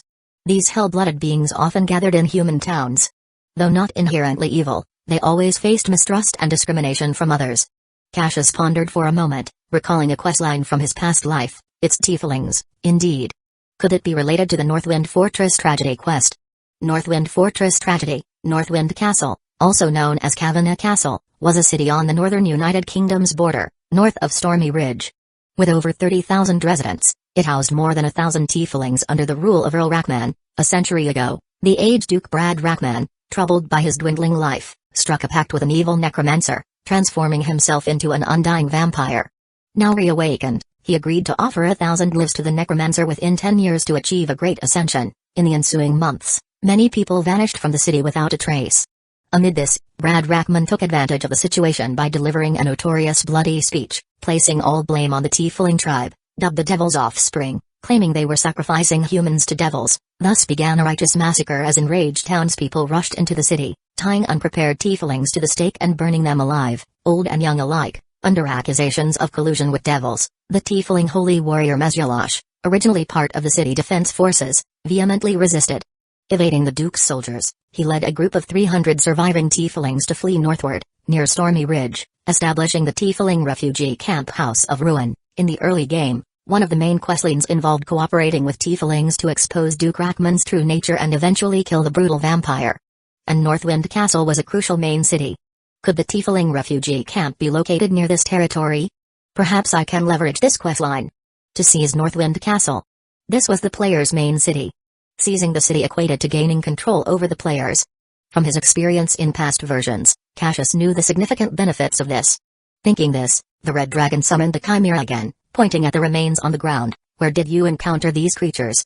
The chimera approached, sniffing with its lion head before answering, horned humans, not tasty. Cassius glanced at the chimera's battered wings, deducing it lacked the capability for long-distance flight. He thought there was no rush. Besides, his current power wasn't strong enough. He could gradually rally surrounding beings under his banner. Go back and heal first. Yes, Master. Chapter 11, Ogre Mage. In a corner of Stormy Ridge, in Cannibal Valley, more than a dozen ogres were feasting on a charred wild boar, tearing the meat excitedly and making a mess everywhere. Mine, all mine. You fool, you think you can snatch from me? The tallest and also the fattest ogre among them knocked out his companion with a club, seized the pig leg, and swallowed it whole, licking his fingers with satisfaction. His name was Ramp, the leader of the ogre tribe. Ramp found himself getting smarter, and his subordinates often said the same, though they didn't use such sophisticated terms. They just said he was really good at finding food. But the clever Ramp understood their meaning and felt very flattered by it. In the ogre's dictionary, good at finding food was the highest praise, whether by using a stout club or a smart brain. Besides gluttony, Ramp would often flip through the books he had seized from Nibbles, enjoying them greatly, and he learned many useful things from them. For example, from Sean's adventure diary, he learned that placing a treasure chest or scattering some gold coins on the road and then digging a pit ahead, covering it with straw, could quickly snare more little ones. The book called this behavior trap. Ramp loved this elegant term. What fascinated him the most was something called a spell from the book Fool's Guide to Fireball Spell. It allowed him to cast fireballs larger than a boar's head, easily turning a mammoth into roast meat. Ramp used this method to gather a large amount of food and consolidated the commonly scattered 2 or 3 ogre groups into a tribe of over 20 ogres. Those who refused to join were turned into roast meat by Ramp and ended up in everyone's bellies. This was an epic-making achievement that could be recorded in the history of ogres, at least Ramp thought so. Hence, he named the tribe New Era, a term learned from books. Unfortunately, no one in the ogre tribe could understand this name, and a subordinate even asked why it wasn't called the Big Meat Chunk tribe. As a result, Ramp gave him a severe beating with a club. Ramp always had a feeling of hating Iron for not being steel towards his ogre subordinates. Whenever he tried to line his subordinates up to ambush enemies, as described in the military exercise manual, the ogres would always shout meat, meat, and rush in a disorganized manner, wielding their big clubs. He wanted to teach his subordinates the common language, hoping to extort more food from humans, but the ogres only knew the words eat, meat, and food. Sigh. There were still too few smart ones in the tribe. While eating, Ramp often thought and sighed at the same time. However, unlike Ramp, the other ogres, after eating, were already snoring loudly, in a deep sleep. He'd recently been focusing on training an ogre named Big Head.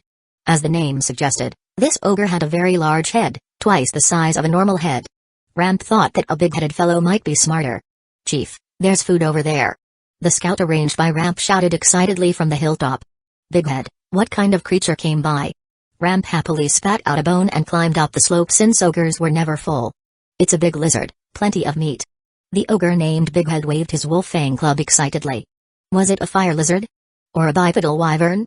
Several images flashed through Ramp's mind, but none were easy to deal with. "Describe what it looks like." "Let me see, it's the color of fresh meat, bright red, 4 legs, 2 wings, 1 tail." The more Ramp listened, the more off it sounded. He climbed up the hill and saw the big lizard for himself. His expression changed dramatically, and he gave Big Head a hard clubbing, making his already large head swell even more. "You fool. That's a damn dragon. A true dragon." After saying that, Ramp couldn't contain his anger and chased after the foolish ogre, beating him mercilessly, causing the latter to howl repeatedly. Big Head said, aggrieved, "Chief, why are you hitting me? What did I say wrong? Isn't it just a big lizard?" Indeed, compared to most of his kind, he was already considered smart for recognizing it was a lizard and not shouting meat repeatedly. That was already an achievement. "You just keep talking. I'll teach you. Stop hitting, Chief. The dragon is coming over." Big Head cried out while holding his swollen head. Ramp put down his club and looked up angrily. He saw the red dragon already above him, with its wings spread wide, casting a shadow that enveloped him. Ramp used his clever brain to organize his words, hesitated for a moment, and then said, Mighty, proud, and noble red dragon, Big Head is an ignorant fool who lacks manners, and I will discipline him well. I hope you won't stoop to his level." Considering that the sky was occupied by an arrogant dragon, Ramp deliberately referred to the phrasing in the noble etiquette record. Such a strong bardic tone almost made Cassius fall from the sky. But the red dragon didn't reply, merely looking down at this seemingly smart ogre. Only a trace of undisguised surprise showed in its vertical pupils. "Based on your own abilities, you can observe the following information: Ogre Mage, name, Ramp category, large giant, neutral evil race, Ogre AC, 12, beast skin armor, attributes, strength, 18 agility, 8 constitution, 16 intelligence, 17 perception, 8 charisma, 12 proficiencies, arcane +3, hunting +4, traps +3, reading +6, military +2, ruling +4, herbology +2, persuasion +2, deception +2 senses, passive perception 14 feet languages, common, draconic, giant actions, slam, fight, pound combat equipment, ring of wisdom study, a headband handcrafted by an archmage for an inept noble student. It locks the user's intelligence at 17. Mithril ring, arcane +1, reading +4, Albert's Mithril bracelet, allows a daily save on a 4th level spell. Occupational level, 5th level mage spellcaster level, 5 spells, 1st level, non-2nd level, non-3rd level, fireball challenge level, 6, 2100 XP, assessment, this is a rare ogre mage. He is indeed very smart. Never underestimate him, otherwise, he will let you experience the consequences of scorning a mage with a fireball. Arcane, military, governance, herbology. A well-rounded individual who even knows magic. This guy is a talent. Cassius couldn't help but marvel in his heart.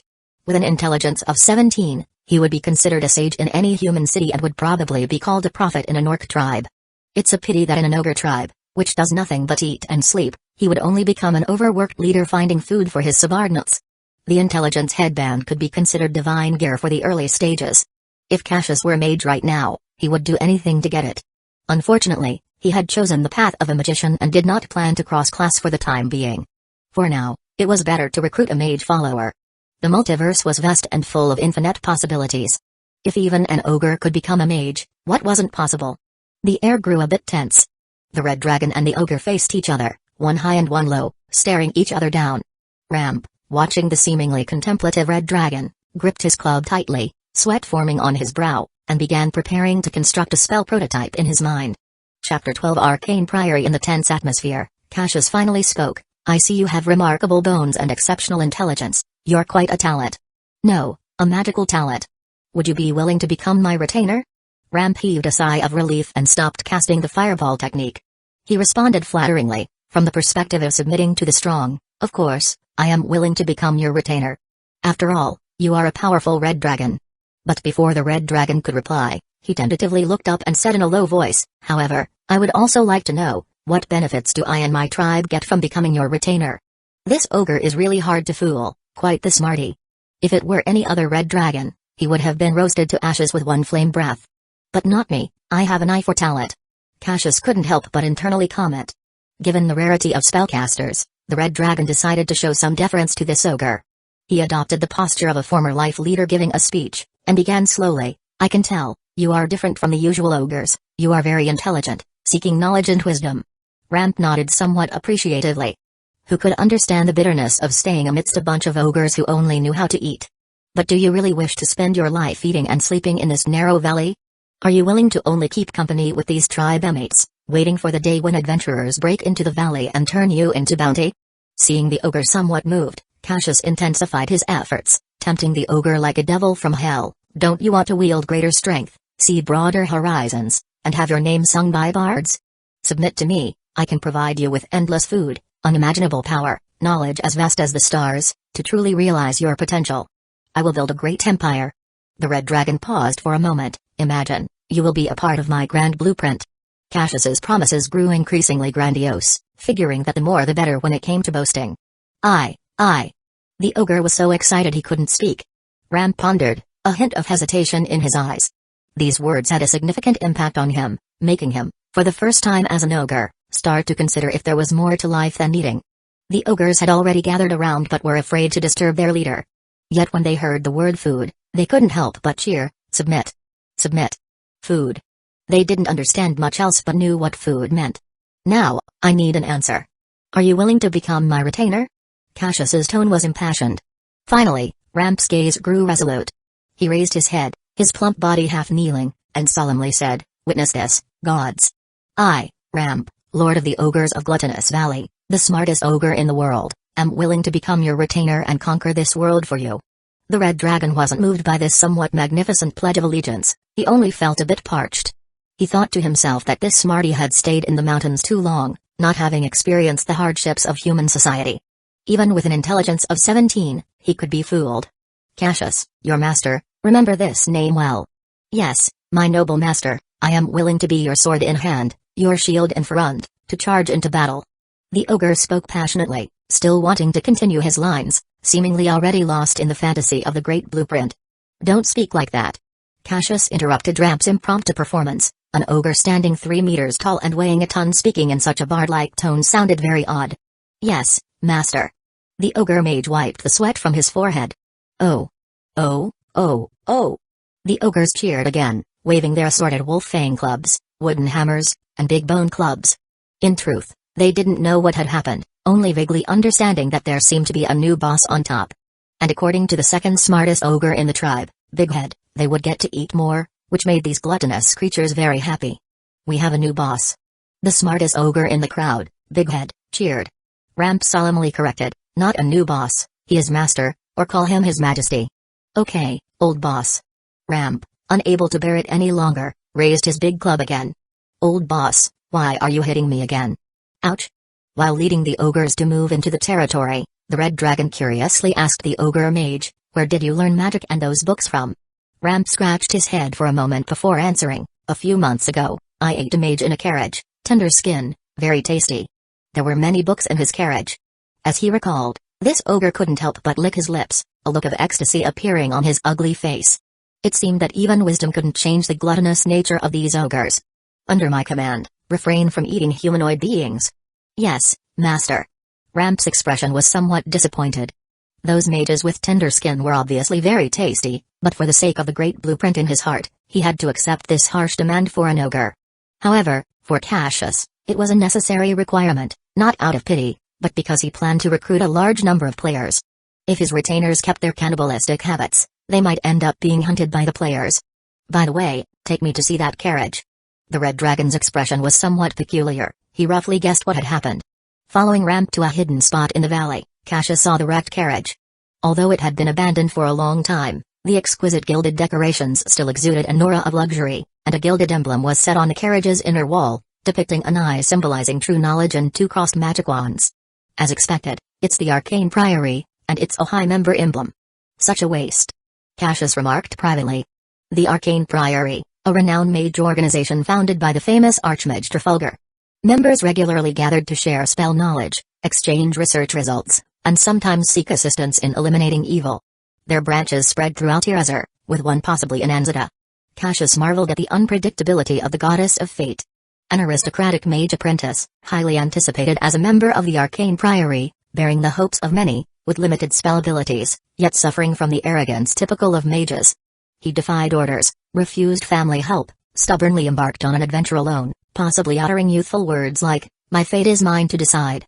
He wanted to establish himself in the wild, slay monsters, rescue princesses, seize treasures, gain accolades, and create his own legendary adventure story. But this poor apprentice didn't get far before being knocked out and swallowed by an ogre roaming around, ending up as lunch. Not only were the precious books he carried lost, but the expensive magic equipment inherited from his family was also taken. Ironically, the incident led to his killer, a rough and ugly ogre named Ramp, becoming a rare ogre mage.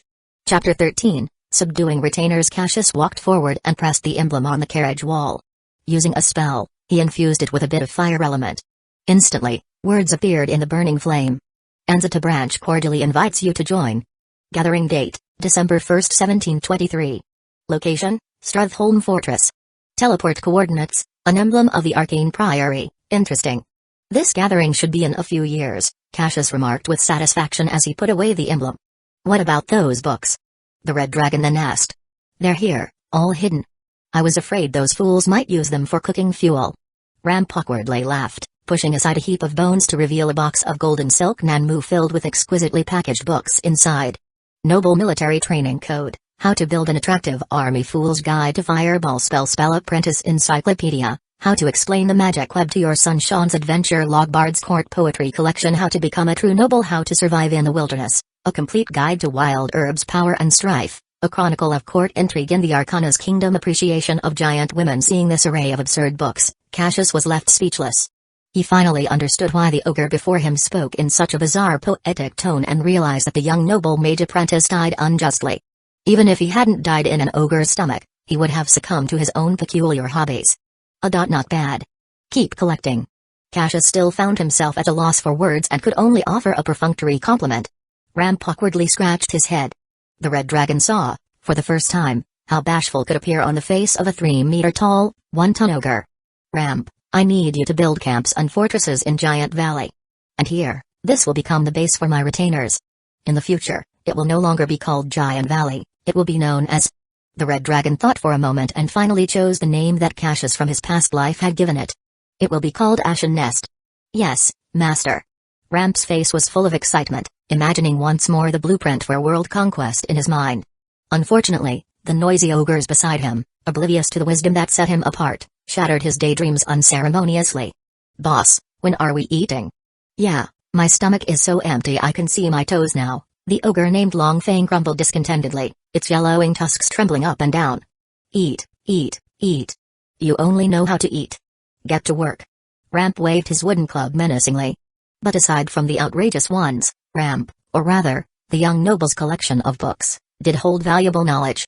For instance, The Fool's Guide to Fireball Spell and the Spell Apprentice Encyclopedia, with their detailed and easy-to-understand explanations of magic applications, greatly benefited Cassius, deepening his understanding of the magic web. And this so-called New Era Ogre tribe, with over 30 ogres, plus an ogre mage proficient in the fireball technique, was a formidable force in the surrounding hundreds of miles. After consecutively subduing the chimera of the Giant's Mouth Cave and the ogre tribe of Gluttonous Valley, the red dragon finally had underlings, officially making a name for himself. Ashen Nest. In just 2 days, over 400 goblins led by a great goblin came to Giant Valley to defect. These goblins were noisy and loud, but the moment they saw the red dragon's seemingly enormous figure, they all fell silent. A few even fainted in fear, losing control of their bladders. The leader was not a goblin but a tall, imposing goblin warlord. They were closely related to goblins but were a different race altogether, far more powerful and intelligent than goblins. Behind the great goblin followed several large, muscular humanoid creatures, the bugbears, the commander's trusted aides. The goblin warlord in front had reddish-brown skin and dark gray hair, yellow eyes nestled under a prominent brow, and a large mouth filled with long, sharp yellow teeth. He was unmistakably male, with a large red nose symbolizing goblin masculinity and strength.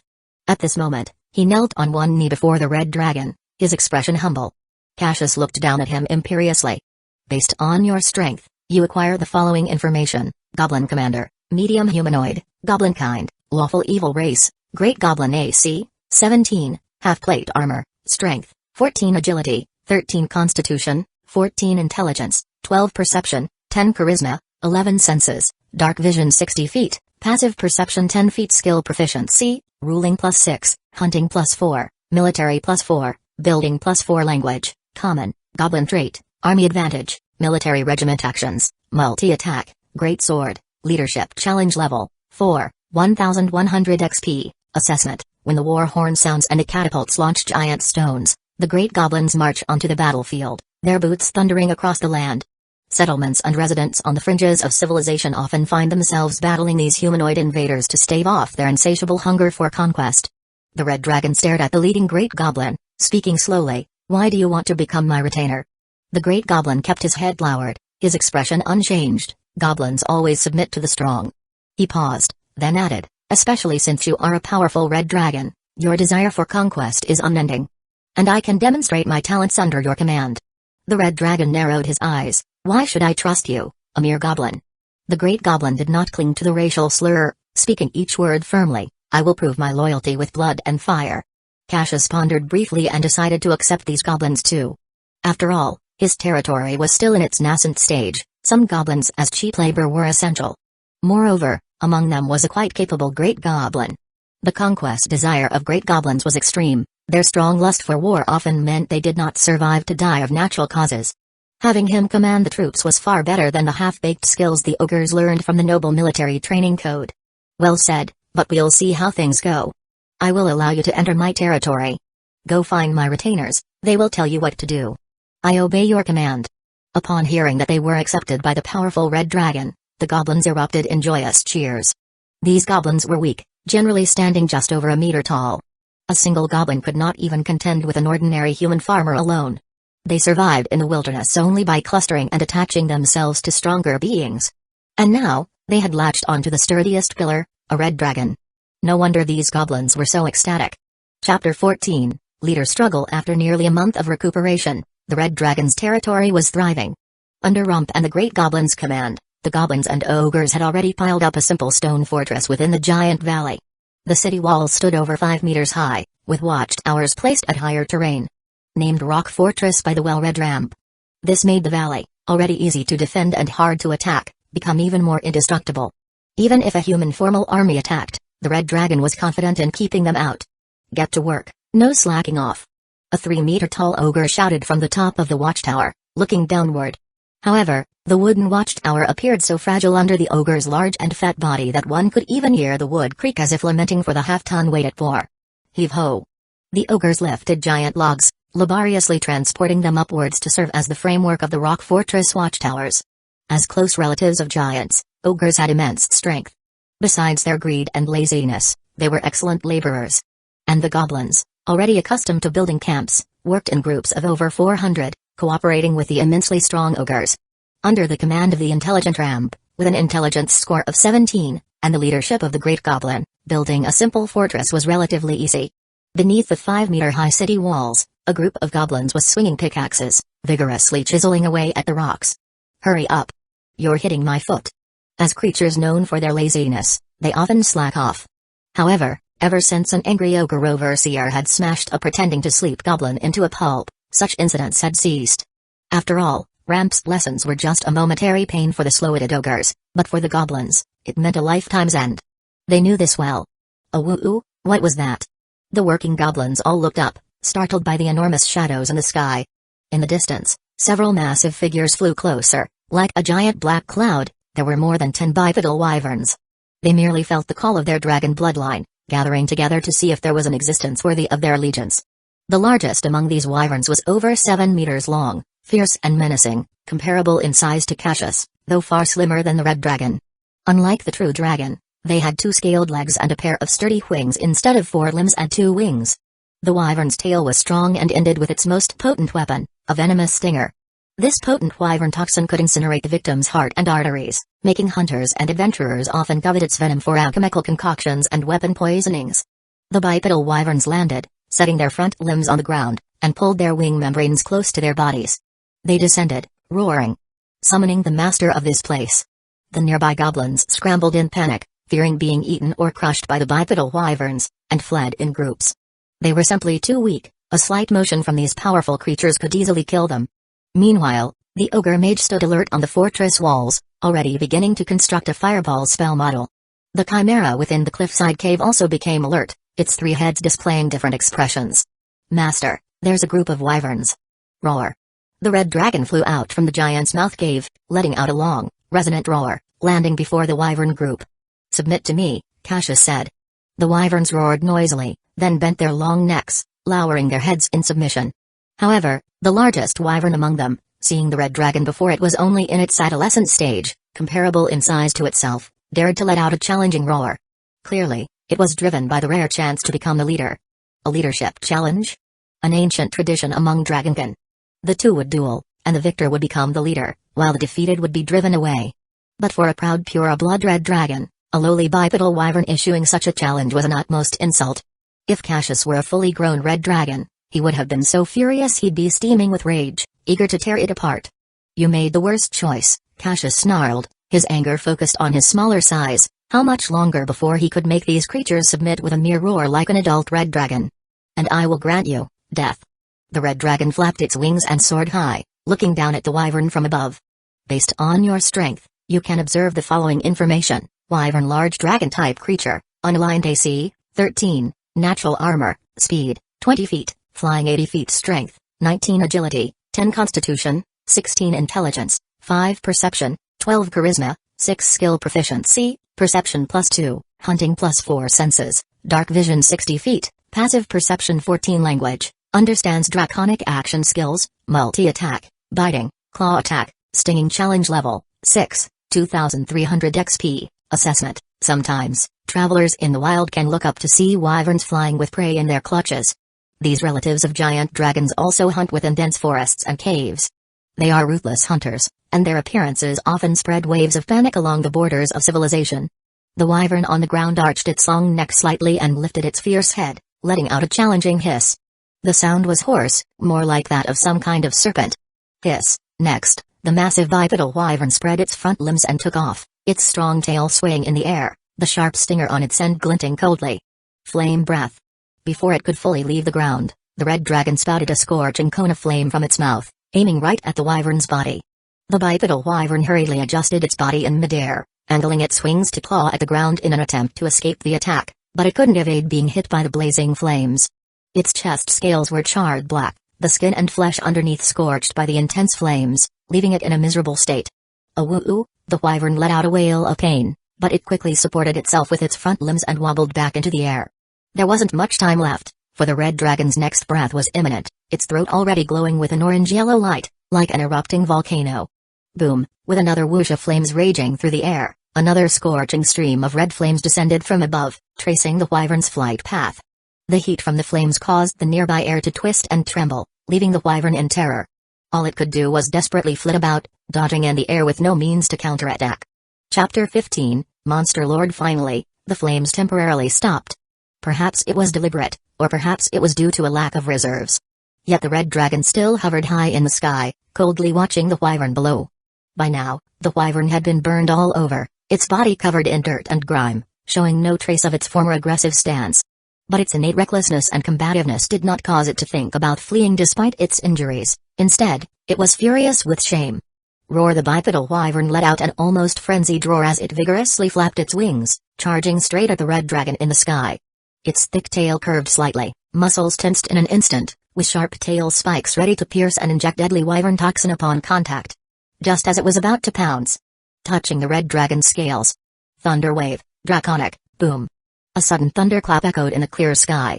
Centered on Cassius's body, A powerful sonic wave spread outward. The invisible wave instantly shook the unprepared wyvern several meters away, causing it to momentarily lose balance in its wings and descend uncontrollably.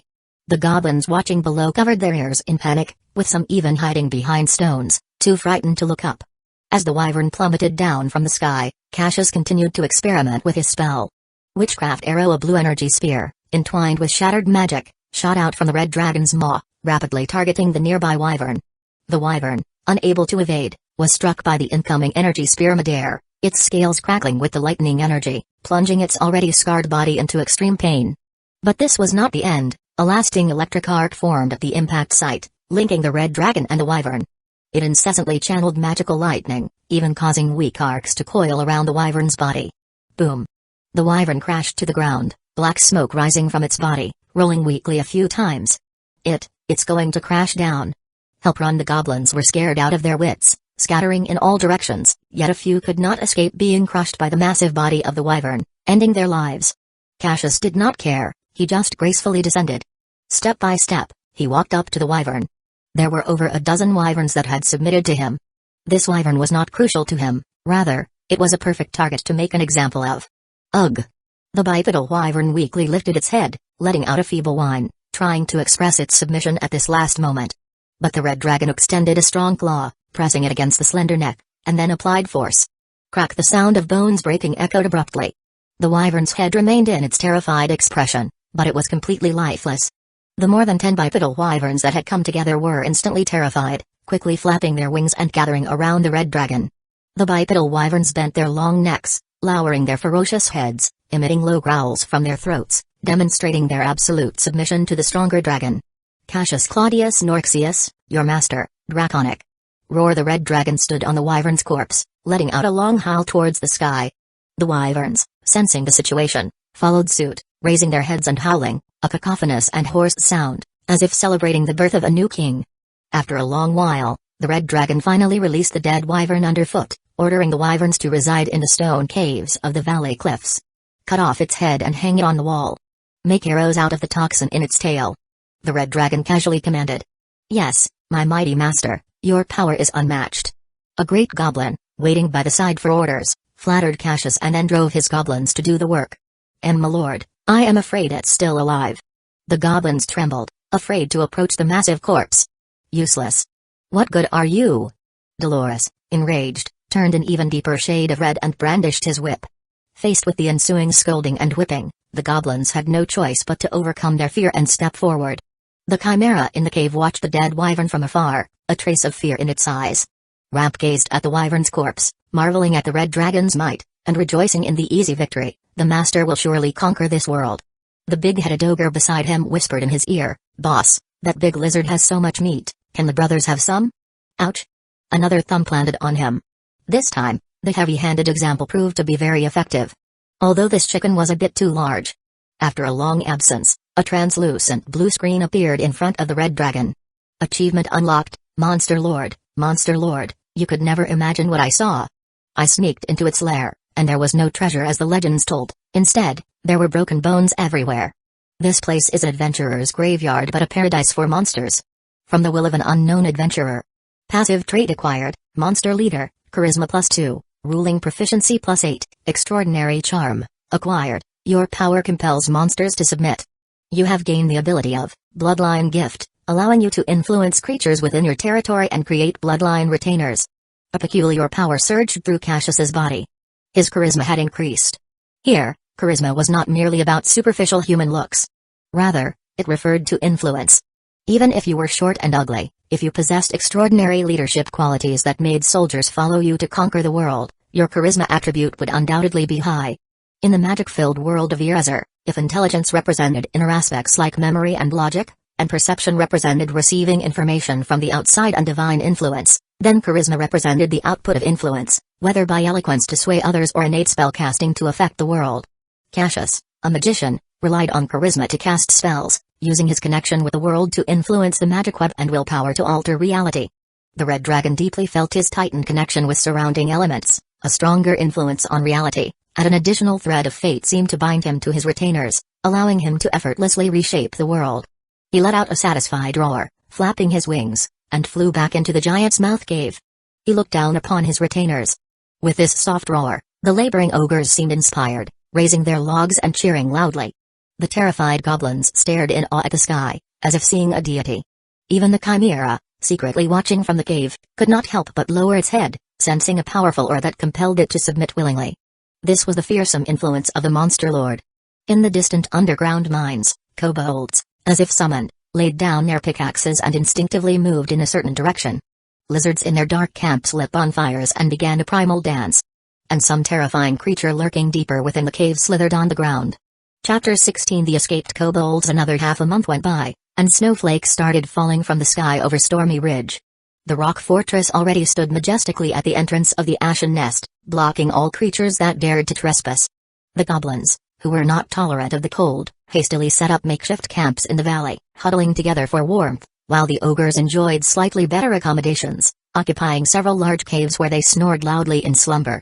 Cassius also slept in the Giant's Mouth cave, yawning idly at the moment, exhaling streams of sulfur-scented heat that filled the cave with smoke. The red dragon naturally loved warmth, and the geothermal energy in the cave made it reluctant to leave. Several bipedal wyverns clung shamelessly to the entrance of the cave, ostensibly to guard their master, but really to soak up the heat as well. But seeing their diligence, the red dragon merely turned a blind eye. Meanwhile, Ramp had found a warm and hidden cave to serve as a library, spending his days immersed in his books, complaining daily to Cassius about the weakness of the goblin army and their inability to rob new books from human caravans. A bipedal wyvern circling in the sky let out a howl. That sound meant someone was coming. Cassius perked up, rising slowly on all fours, shaking his wings before walking out of the cave and taking to the sky. For the past half-month, he had either been sleeping or studying spells in the cave. As for food, the great goblin led an elite hunting party and surrounded several mammoths, even sending one specifically to the Giant's Mouth cave. The red dragon could be described as living a life of luxury. Just when he was feeling a bit bored, wishing for something to expend his excess energy and destructive urges on, an opportunity presented itself. The wyverns piled at the cave entrance eagerly made way the moment they saw Cassius wanting to leave, respectfully bowing their heads and then closely following behind him. But when Cassius soared to the valley entrance and looked down to see the uninvited guests in front of the rock fortress, his interest waned slightly. At the city gate stood a group of about 100 small, thin, humanoid creatures. They were covered in scales ranging from dark brown to black, with heads resembling a cross between a dragon and a canine, and small light-colored horns on their foreheads. These were kobolds, cave-dwelling reptilian humanoids often worshipped evil dragons as demigods. But this group of kobolds was clearly in bad shape, many bearing wounds and bloodstains, huddled together in panic under the fortress gate, making a cacophony of noises. Cassius could tell they were speaking in Draconic, but from their mouths, it sounded like noisy barking. It's the great dragon. It's really a dragon. Until one kobold struggled to lift its head, seeing the red dragon in the sky and letting out a cry of surprise. We are saved. Suddenly, all the kobolds knelt down as if witnessing a miracle, muttering indistinctly in Draconic. Boom! The red dragon descended from the sky with a thunderous impact, sending flurries of snow flying at the city gate. Why have you come here? Draconic. Under the pressure from the dragon's bloodline, the kobold continued to kneel without daring to look up. After a long while, a slightly larger kobold slowly crawled out from among the crowd.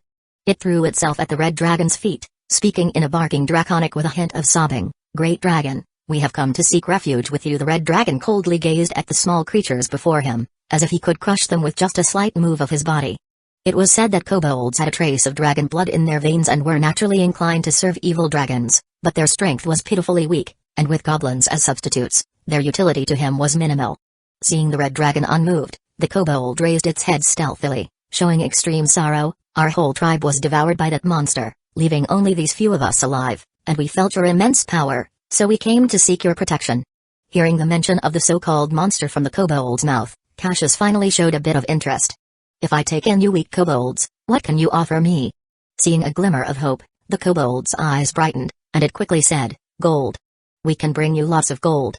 Our whole tribe lived in the mine, enslaved by human smugglers to dig gold for them. We know everything about it, understand the veins, and know where the most gold is. The kobold behind it hurriedly chimed in. Yes. That's right, I can dig out gold as big as my head every day. Great dragon, you must take us in. Cassius's interest grew. Gold, a universally hard currency, with enough gold, he could confidently procure all sorts of contraband from humans, including and not limited to weapons and magical books, thereby rapidly expanding his power. If he couldn't buy it, It only meant there wasn't enough gold. Moreover, the kobold's story included the so-called monster. Cassius continued to probe. Tell me more about this monster you mentioned. What exactly is it? Hearing this, terror flashed across the lead kobold's face, and the other kobold began to clamor, some even bursting into tears out of fear. The kobold leader tapped his chest to steady himself before speaking slowly. Master, you must believe what I am about to tell you. The red dragon did not mind the title and merely nodded slightly. The kobold seemed immersed in a terrifying memory, speaking with a tone as if reliving it. It was a very dreadful monster. Its body was larger than a small hill. Its mouth was also huge, bigger than a cave, and it could swallow 10 kobold at once. His voice trembled uncontrollably as he said this. In the mine, it was like a shadow, omnipresent. No matter where we ran to, the monster would find us. The tribe originally had over 700 members. All got eaten. Not even bones were left. The kobold appeared visibly shaken. I went through great lengths to lead over 100 of my kin out through the mine's secret passage. He sighed in relief as he finished speaking. By now, the kobold behind him had huddled together in fear, not daring to make a sound. Is this monster you're talking about bigger than me? The red dragon asked with interest. Sweat beaded on the kobold leader's forehead, unsure how to answer. In his memory, red dragons were the most haughty and brutal creatures. Even a slight offense could lead to a death with no burial. Speak the truth. Cassius stated impatiently. Yes. The kobold stuttered, even closing his eyes in fear. What is your name? Jinya. Not feeling the anticipated clause, the kobold leader let out a sigh of relief, wearing an ingratiating smile and exposing his notably prominent golden tooth. Chapter 17, Wolf Cavalry and Scorpion-tailed Lion. The heavy wooden gates of Rock Fortress were pulled up by ogre guards, and the noisy kobolds flooded into the valley, assigned to some dark, damp underground caves, their most preferred habitats due to their sensitive skin. Fortunately, the vast expanse of Giant Canyon could easily accommodate these retainers. Otherwise, with hundreds of kobolds suddenly coming in, the temporary overseer ramp would be overwhelmed. Cassius soared into the sky, looking down at these weak creatures.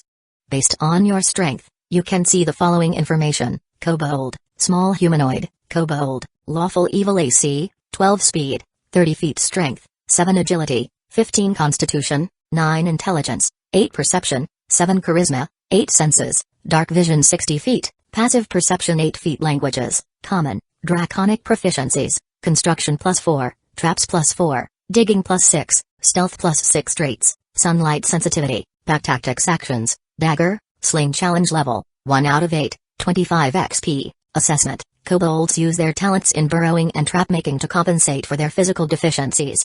Weak as they are merely a small snack for predators, forced to band together due to their vulnerability. A challenge level of 1 out of 8, this might be the weakest monster Cassius had ever encountered. Their only value as retainers would be as miners and sappers. If sent into battle, they would likely only serve as cannon fodder. But considering the gold and the intelligence on that monster, the red dragon still took them as retainers. Because kobolds were so weak, the mysterious creature in the mine devouring hundreds of them didn't mean much in his eyes. More detailed intelligence and strength assessment were required. But the creature, which had grown larger than the current red dragon, was obviously not easy to deal with. With this in mind, he summoned the great goblin chief, Dolores. With the Ashen Nest as a backing, the ambitious goblin warlord had ended his days of wandering and evading human capture, now living comfortably. Perhaps it was an illusion, but even his rough, reddish-brown skin appeared to have smoothed. This, compounded with the influence of leadership aura, made Dolores respect his master even more, his ugly red face filled with a smile. My mighty master, what orders do you have? How is the training of your wolf cavalry coming along? The so-called wolf cavalry referred to goblin soldiers riding wargs. Goblins and wolves had a unique affinity, becoming good partners, and wolf cavalry was indeed the elite of the goblin army. Great Goblin Dolores had once said during a hunt, I'd rather sacrifice dozens of cannon fodder than lose a single wolf cavalryman. And he did just that, during that hunt, letting a dozen goblins be trampled to death by mammoths to save a toppled warg rider. Very well, the wargs are eager to taste the blood of enemies. Dolores licked his lips, his eyes showing an innate craving for war. Send a few scout teams to investigate the mines the kobolds mentioned, and scout the nearby forces. Report back immediately with any intelligence, without incurring excessive losses. As you command. The great goblin respectfully took his leave, mounting his warg and wielded his whip to summon the wolf cavalry. After researching spells for so long, it's time to sweep through the area again and gain some levels, the red dragon mused. For the past while, Cassius had been focused on researching spells, striving to master his powers, even deliberately suppressing his experience gain and level advancement. Although the player panel could easily increase his strength, Cassius wanted a more stable control over his power, understanding the workings of the spells and the world's mechanisms. He needed not only a strong body but also the mentality of a strong person, so as not to become a complete puppet to the so-called system. With a flap of his wings, the red dragon soared into the sky. On an unknown cliff, two hideous creatures were tearing at scraps of meat. Their food, though already torn beyond recognition, could still be identified as a human, or at least a humanoid, from the smooth skin, distinct fingers, and exquisitely crafted clothing. They were huge, about 4 meters long, with the bodies of lions and a pair of dragon wings. Their standing manes extended to their backs, with the long, slender tails ending in tufts of spikes, and most chilling was their heads. They had smooth, hairless, human-like faces, making the blood-stained scene particularly eerie. They were manticores, notoriously evil creatures especially fond of human flesh, often featured in human fairy tales meant to scare children to sleep, except they were very real. They liked to capture humans to their nests on high cliffs and savor them slowly. But this time, a faint mist rose on the cliff. Soon the mist grew thicker, blinding all creatures within it. However, the manticores, who were usually terrifying predators, engrossed in their feast, had no sense of the impending danger. A shadow swept through the thick mist, followed by a faintly visible bright flame. Flame breath. The red dragon, holding scorching flames in his mouth, suddenly emerged from the rolling mist. The breath engulfed one of the manticores, setting its fur and body ablaze, leaving it helpless but to wail. All it could do was roll around in its nest. However, the nest made of dry wood and straw also caught fire, the blazing flames consuming it completely. The other manticore, seeing this, let out a bizarre shriek akin to human laughter, then flapped its wings, preparing to flee the mist and flame-covered area. But Cassius wouldn't give it a chance. Instant cast, Cat's Grace with the enhanced attributes of the mockingly named Zeus spell, the red dragon's massive body instantly became much more agile. With just a slight flap of his wings, he swept across the sky, swiftly overtaking the fleeing manticore. The red dragon showed no mercy, extending his powerful claws to grab the manticore flying in midair and slam it against the cliff wall. Immediately, the entire cliff reverberated, with various sizes of fragmented rocks tumbling down.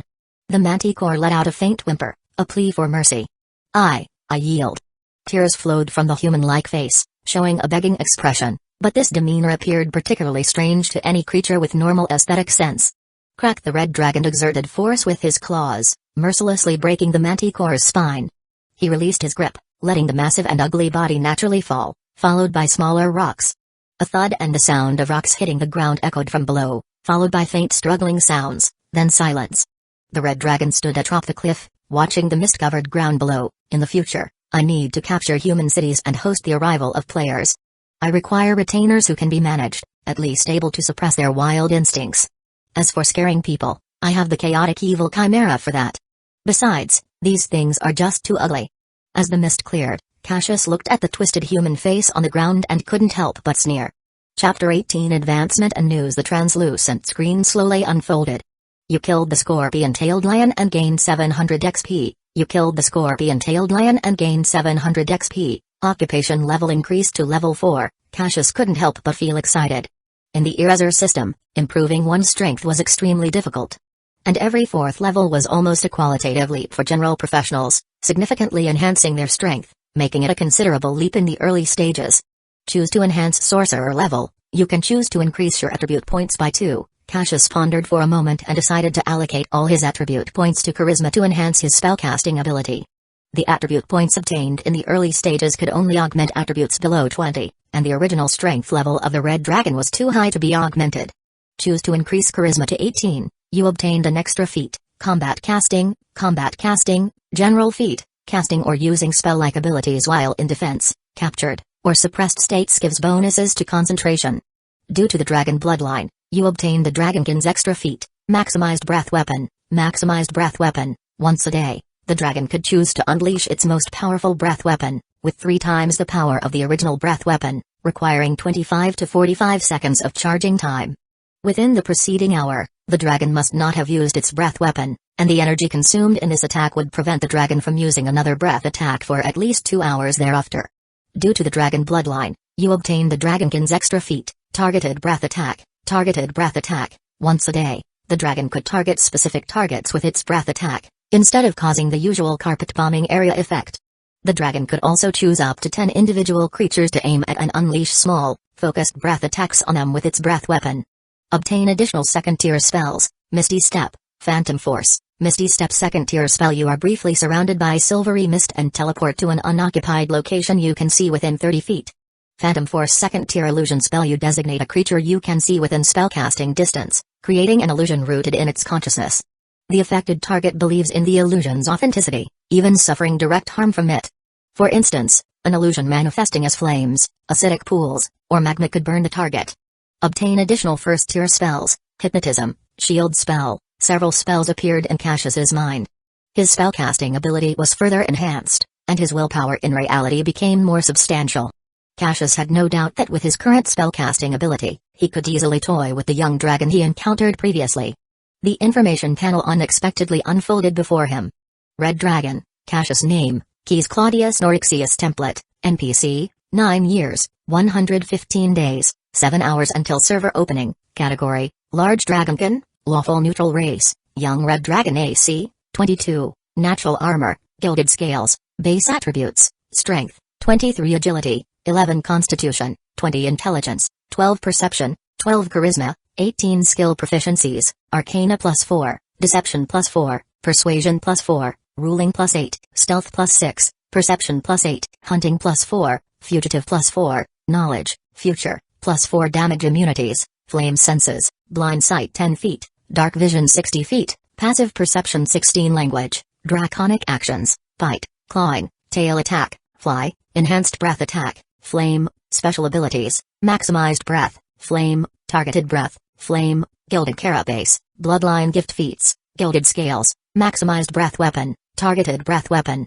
Combat Casting, Extraordinary Aura, Fugitive Combat Equipment, Spell Nullification Amulet, Nimble Mage Action Ring, Staff of Scorching, Talking to the Dead Amulet, Lava Spouting Device, Blade Evasion Ring, Silent Steps Amulet, Owl's Perception Mask. Equipped spells, once per day, Spell Nullification Barrier, Talking to the Dead, Oil on the Soles of the Feet twice per day, Owl's Perception, Burning Hands 3 times per day, Searing Ray, Blade Defense. Occupational level, Magician 4 Spellcaster level, 4 spells, Cantrips, Mage's Hand, Minor Illusion, Act before the enemy, Magic Tricks, Text Transmission Spell. First tier, Cloud Miz Technique, Charm Person, Magic Missile, Shield Spell, Thunder Wave, Witchcraft Arrow. Second tier, Enhanced Attributes, Misty Step, Phantom Force, Invisibility Spell, Searing Ray. Third tier, Non-Challenge level, 11, 7,600 XP, Assessment, a highly talented red dragon sorcerer, continually pursuing power.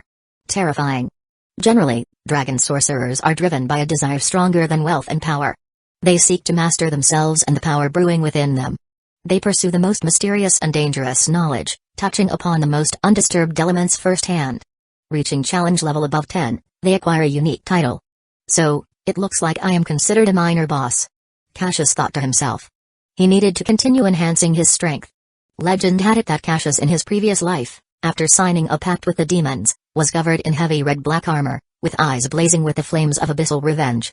In just a short decade, his challenge level even surpassed the 20th level mark, becoming an undisputed world boss, a player killer, and a newbie nightmare, causing countless professional gamers to meet their demise under his claws. Yet the current Cassius, although much stronger, was still far from that level of power. Where exactly is the demon of the mountains mentioned in the legend? In the depths of the Ansitica Mountains? Or in the northern Carpathian Mountains? Cassius didn't know, but he was not ready to seek it out just yet. He felt his strength was insufficient, and he was well versed in the nature of abyssal demons, being an experienced player. From version 1.0 to 4.0, from the Ansitica demon tied to the Dark Moon catastrophe, nearly every main questline was related to the invasion of abyssal demons. They were purely chaotic evil beings with no sense of morality and were unpredictable, dedicated to destroying and obliterating everything. According to some scholars, they were considered products of chaotic consciousness in the multiverse. They could be drinking merrily with you one moment, and the next moment, they would mince you into meat paste. Compared to demons, even devils in hell seemed amiable. So, he speculated that Cassius in his previous life must have paid an unimaginable price. However, I still have to see it. Even if it is truly a demon, I must tear a piece of flesh off it. Cassius muttered to himself. Immediately, he took off from the top of the cliff. The scorpion-tailed lion's nest was still burning, though the fire was gradually dying down. The massive nest had been charred. Among the ashes, Piles of blackened remains were mixed together, making it hard to distinguish whether they were from the scorpion-tailed lion or its unfortunate victims. Chapter 19, The Dragon returning to its nest. Roar. With a loud roar, the red dragon swept across the rock fortress with its wings spread wide. The ogre guards on the ground immediately waved their clubs and cheered, while the wyverns guarding the gates extended their necks, raised their heads, and let out long howls, welcoming the return of the nest's master. When Cassius returned to the giant's mouth cave, even the chimeras approached respectfully to greet him, not daring to show any negligence. "Ramp, how have things been these past few days while I was away?" The ogre mage in front of him wore a pair of intricately crafted silver-rimmed glasses, their oversized head making the tiny glasses look extremely comical.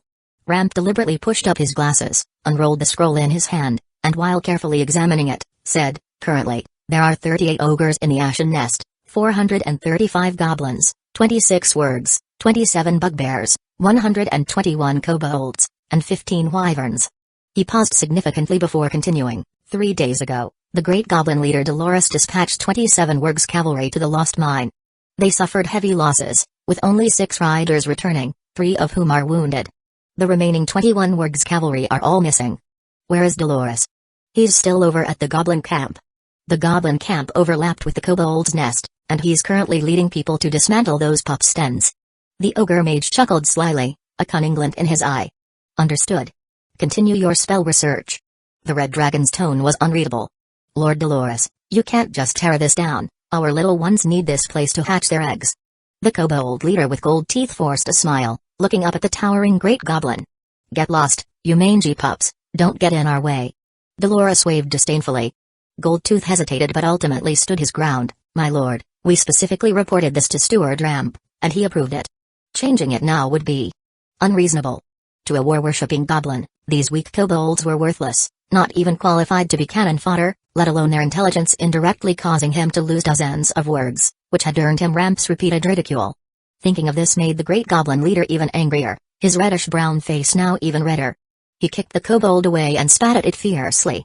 Ramp, Ramp, Ramp again, just an ogre mage, what's the big deal? If it weren't for the master knowing you, I would have already. Just as he was about to continue kicking, he noticed his shadow being covered by a large dark figure, and the kobold on the ground looked up with a hopeful expression. Would have done what? The red dragon's tone was cold. Dolores's face immediately changed by 180 degrees, instantly wearing a flattering smile. Master, you're back. I neglected to greet you at the door and wasted time here instead. Goldtooth, however, knelt on the ground, tears streaming down his face. Master, you must stand up for us kobolds. Lord Dolores means well, but without our nest, how can we? Dolores glared at him viciously and then put on a sycophantic smile. You misunderstood.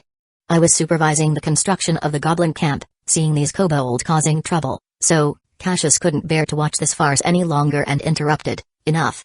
Dolores, give the kobolds some space, and stop stirring up trouble.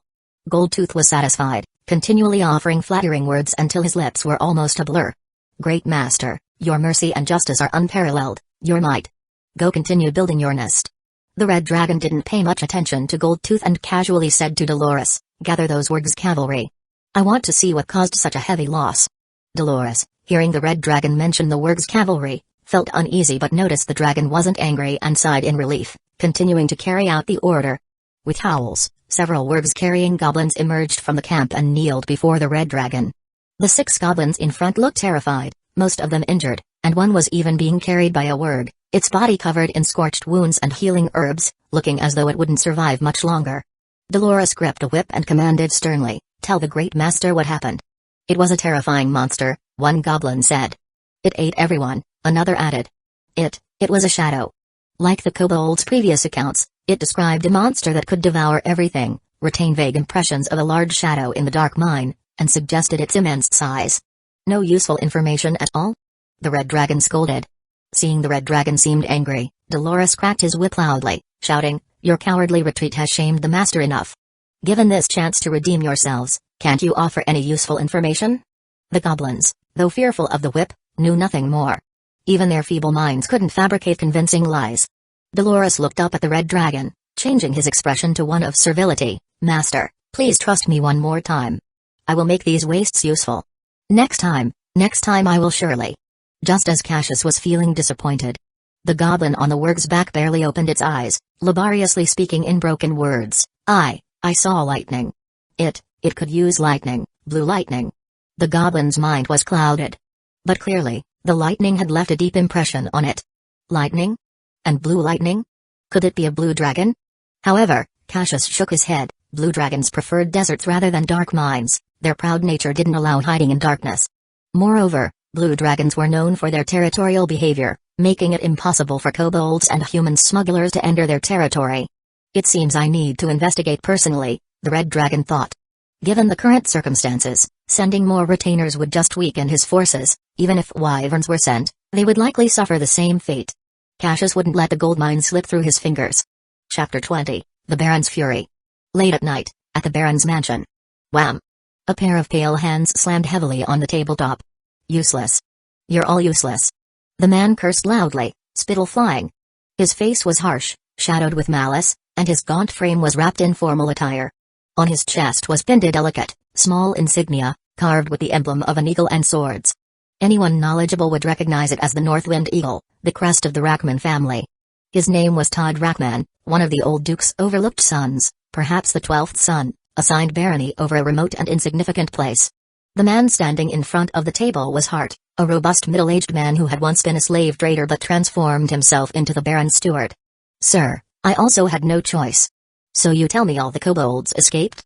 And the gold mine was abandoned? No, listen to my explanation. I don't want explanations, I want gold. Gleaming gold. Without gold, I can't sustain the Baron's mansion or pay the troops, much less compete with my dear brothers for power back home, stuck eating dirt in a place even goblins avoid. As Todd spoke, he grew more furious.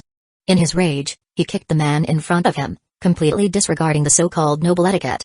Hart crawled up from the ground, not a trace of complaint about being hit visible on his face. He merely said, Sir, it really was sudden. Half of the mercenaries we brought along simply vanished. According to those mercenaries guarding the kobolds deep in the mine, their comrades disappeared without even raising a call for help. There really is a monster in that mine. And we have no clue about it, don't know its habits, or why it suddenly attacked. At the time, to avoid more losses for you, sir, I had no choice but to retreat with the men. Todd gave him a scornful glance and sneered, that only shows you and your hired mercenaries are too pathetic. If you had been stronger, you wouldn't have fled before even catching a glimpse of the enemy. Hart wiped the cold sweat off his brow and smiled obsequiously. Indeed, how could us humble commoners compare to you? You are the noble blood of the Northwind Eagle, a powerful spellcaster. Todd adjusted his lapels and said slowly, well, that's better said, there's some merit in it. The Baron reclined in the leather chair behind the desk, crossing his arms. Since it's come to this, do you have any methods to remedy it? I need you to give me a satisfactory explanation. Seeing Todd calm down, Hart breathed a long sigh of relief and said, Sir, we could request a few Eagle Guards from the Duke to protect the mine's safety. What do you think, Eagle Guards? Todd interrupted coldly. How could you suggest that? Don't you know, they're Allfather's spies? Let them into the mine, and the gold inside will have nothing to do with us. It will just be transported to Northwind Castle. Hart hastened to add in a fluster, my apologies, sir, it was merely a trivial suggestion. With your wisdom, there's naturally a better solution, but... Enough. If I don't see gold by next month, I will personally take people there. Todd interrupted his justification again, staring at Hart with a gaze that sent chills down the spine. Yes, sir. My patience is very limited. There's no next time, really no next time, Hart.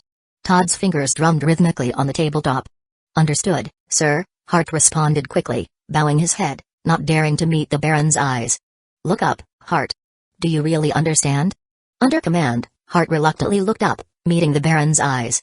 Those eyes were cold, with a hint of scarlet deep in the pupils, not gazing at a subordinate, but more like looking at a piece of meat on a plate. Sir, I truly understand. Hart's voice trembled. Make preparations and gather your useless mercenaries. Yes. Sir, I will take my leave now. Upon receiving the command from the Baron, he accepted without hesitation and then retreated as if fleeing for his life. Huff. Hart closed the door behind him and breathed heavily, knowing that he still had value to this Baron. Otherwise, he wouldn't leave so easily next time. Inside the room, Baron Todd Hackman adjusted his lapels once again in front of the dressing mirror. He licked his lips unconsciously, revealing unusually sharp teeth. This too was a mark of the Rachman family. Is this the place? The Red Dragon stood atop a rather tall hill, staring at the seemingly bottomless mine in the distance, with a kobold clutched in his claw. Master, why yes, this is the place. Jinya instinctively rubbed his head, barely recovering from the dizzying speed of the flight. Then, lead me in. Oh great master, I am but a humble kobold, thness. Jinya's scaled forehead broke out in cold sweat again. The mine was a nightmare for these kobolds. Most of his kin were devoured by that monster. Having escaped once, he never wanted to go back. Even with the backing of the Red Dragon, he still felt uneasy. After all, giant dragons wouldn't care about the life or death of a mere kobold. What? Are you unwilling? Cassius asked. Of course, I am willing, absolutely. The kobold quickly answered upon sensing the Red Dragon's displeased tone. Serving you is the greatest honor of my life, it's just. Just what? It's just that I need some time to recall the mine routes. The kobold cold sweat dripped off his chin. Clip clop, clip clop. Suddenly, the sound of horse hooves approached from afar, interrupting their conversation and giving the kobold a breath of relief. Down the distant road, a number of fine horses sped towards them, ridden by humans dressed in leather armor, with crossbows at their waists. The Red Dragon lowered himself slowly, trying to conceal his body, and softly used a text transmission spell on the kobold. Who are they? Do you recognize them? The kobold peeked out cautiously, noting the decorations of those human knights and clearly saw the faces of a few before speaking. Master, it's those slave traders who previously enslaved us. Their leader, I remember, is called Heart. Human slave traders? Are they also here to seize the gold mine? Master, these seem to be scouts. Originally, there were over 20 of them, some are professionals. The main force should be waiting behind. The kobold added. How convenient, we can use these people to scout the way. Cassius squinted.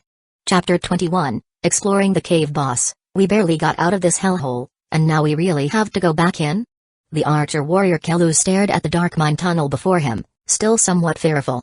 Hart, dressed in leather armor, was applying blade oil to his sword. The Baron gave the order. If we don't dig out the gold, we are all dead. The barbarian Scar, clad in bear hide, grumbled in displeasure. What Baron? Just a snot-nosed brat. What right does he have to send us to our deaths? He snorted. If it weren't for the gold, I'd have quit long ago. Kelu chimed in. Exactly, if I had known earlier, I would have taken the gold and run. Having finished wiping his sword, Hart stood up and said seriously, he's not just any brat. Offend the Northwind Eagle, and who could survive here? Do you think you can outrun the Eagle Guards?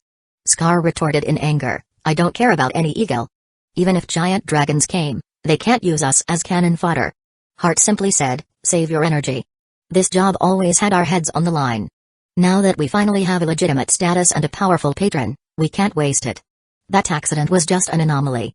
Even if there is some monster, after eating so much, it should be going into hibernation. Besides, he shifted the topic. I also got a bunch of serfs from the Baron, no, according to the kingdom's official term, honest and diligent peasants as miners. He looked behind, where over 100 frail humans carrying baskets were arriving one after another, walking numbly under the supervision of whips. The recruitment payment was merely some words, a meal, not starved. However, what awaited them was not a job that could prevent starvation, but a deep, dark mine with unknown monsters lurking within. Take a spear for yourself. Hart called out. This is a special reward from the Baron for your self-defense. If you encounter a monster, retreating is a death sentence, don't be afraid, just throw your spear at it. If anyone sacrifices themselves, don't worry, the Baron will remember their merit, reduce their family's taxes, and compensate with grain for their family. Oh, and also take a pickaxe. These serfs were recruited by Hart from the Baron as cannon fodder. Such a dangerous place was no place for him to send his men first, let alone lead personally. From his years of wilderness experience, Hart knew that the best way to deal with large monsters was to throw spears. With enough people, even a massive mammoth could be killed easily. And even if they failed, with these cannon fodders, the monster would be satiated and wouldn't come after them. Get in. Hurry up, get in. Don't dawdle. The deceived miners picked up their weapons and walked disorderly into the cave. Even if someone realized something was wrong and wanted to escape, under the relentless whips of the overseers, they had no choice but to comply. But why didn't dozens of armed men resist a few overseers? Perhaps it was something deeply ingrained within them. Facing the unknown depths, the ones forced to lead raised their torches with trembling hands, exploring forward under the threats of whips and blades. Scar, following behind the serf team, clicked his tongue in amazement. When it comes to slave trading, these nobles are really crafty. They don't even need to bring in the goods, they can sell people directly. Stop talking and get in, someone urged. Soon, Hart's group had all entered the mine tunnel, leaving a few soldiers at the entrance to support. But they were unaware that something else had quietly followed them into the mine. Nor did they realize that there was a spell known as the invisibility spell, which could completely hide one's form from ordinary beings. "Boss, I feel something strange." Kalu's senses, though keen, always felt something was off, yet he couldn't pinpoint it. "Stop being so paranoid, we haven't gone far yet, the road is still long." Scar scoffed. Hart merely lightened his footsteps from behind and said in a low voice, "Keep your voices down and watch what's ahead." Following the rudimentary markers they had set, the group slowly descended deeper into the mine. The space inside was spacious. This was where the kobolds had toiled earlier, with broken pickaxes, mining carts for transportation, and stray ore scattered on the ground. A miner couldn't help but pick up a piece of gold ore from the ground and secretly stash it in his rough burlap clothing. However, this action was spotted by the sharp-eyed Scar. The barbarian walked up and hoisted the frail man by his weak body, and with a shake, pieces of glittering gold ore fell out. Just like those lowly kobolds. Scar threw him to the ground with one hand and confidently stepped forward to break his arm with his foot, eliciting a scream of pain. "Remember, everything here belongs to the Baron. You are here to mine, not to steal. Any further violations? Haha, you'll never leave this mine for the rest of your life." Scar grinned, relishing the feeling of holding someone else's life in his hands. It was one of the few entertainments in his life as a slave trader. At the back of the group, Hart was carefully examining the damage within the mine, the forcibly broken wooden doors, the deformed furnace, the human limbs and torsos, and the fences torn apart by great strength. Looking at these traces, cold sweat trickled down Hart's forehead. A terrifying monster. Its strength is likely on par with frost giants. To him, this was a high assessment, as those giants, who came with the cold winds, were one of the most feared enemies of the Northern Kingdom. Hearing Scar's loud proclamations nearby, Hart angrily rushed up and, lowering his voice, said to him, "That monster might still be here. If you want to die, just say it, but don't drag me down with you." "But, boss, our gold." The barbarian, who often spoke without thinking and worshipped violence, was about to reply when strange sounds echoed in the cave. "Quiet. Listen carefully." Hart frowned. Thump, thump, thump, thump. A heavy, footstep-like sound reverberated in the dark cavern, making Hart's pound. The sound is coming from the cave walls, Hart thought.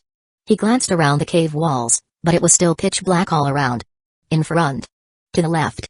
"No, it's above," Kalu said in a low voice. The sound seemed to be moving around within the cave, making it impossible for anyone to pinpoint its source or direction. But the sound was getting closer.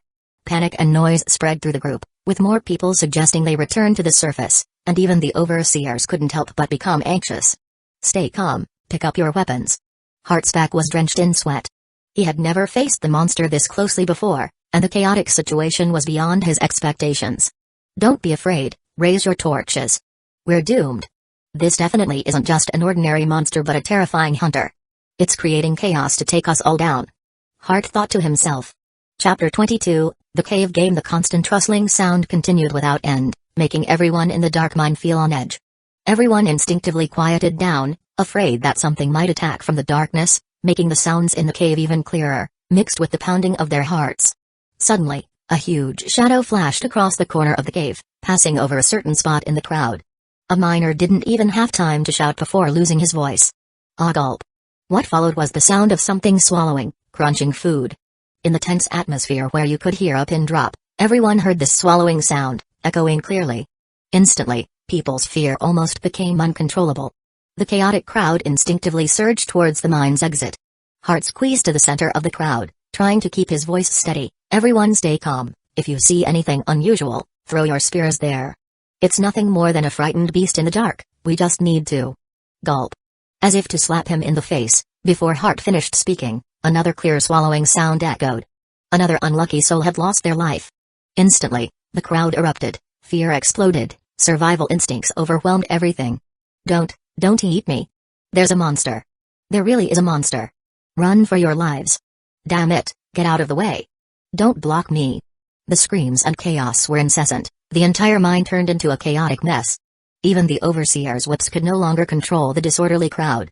In fact, even the overseers themselves were thinking of sneaking away. "I want to live. We're almost out, once we get out of here." And in this chaotic situation, amid the clamor, countless people were silently swallowed in the darkness. However, Just as the first batch of people desperately climbed upwards, trying to escape, the huge shadow struck from the darkness. All the leaders of the group were instantly seized by the shadow, disappearing without a trace. Under the brief illumination of torches, people only saw a massive green monster flash by. Immediately after, the place where several people had been standing was empty, the torchlight extinguished, swallowed by darkness. The people behind, unaware of the situation, continued to push forward. The people in front, having seen the fate of those ahead, dared not advance, but were shoved from behind and had to venture forward. The swallowing sounds were drowned out by the crowd's noise. Hart watched the situation in the cave, sweat dripping from his forehead and chin, sinking into near despair. How to move, how to escape. That monster could swallow a person in an instant. It only needed to wait at the cave's entrance, and people would be delivered to it one by one, fed into its endlessly hungry, bottomless belly. Throw your spears forward. Kill that monster. In their state of despair, the miners had no other choice but to follow the command, blindly throwing their spears into the darkness. All that could be heard was the sharp sound of spearheads striking rock. People screamed and cried, the deep darkness in their eyes was already a symbol of death. Suddenly, a hoarse laughter came from the darkness.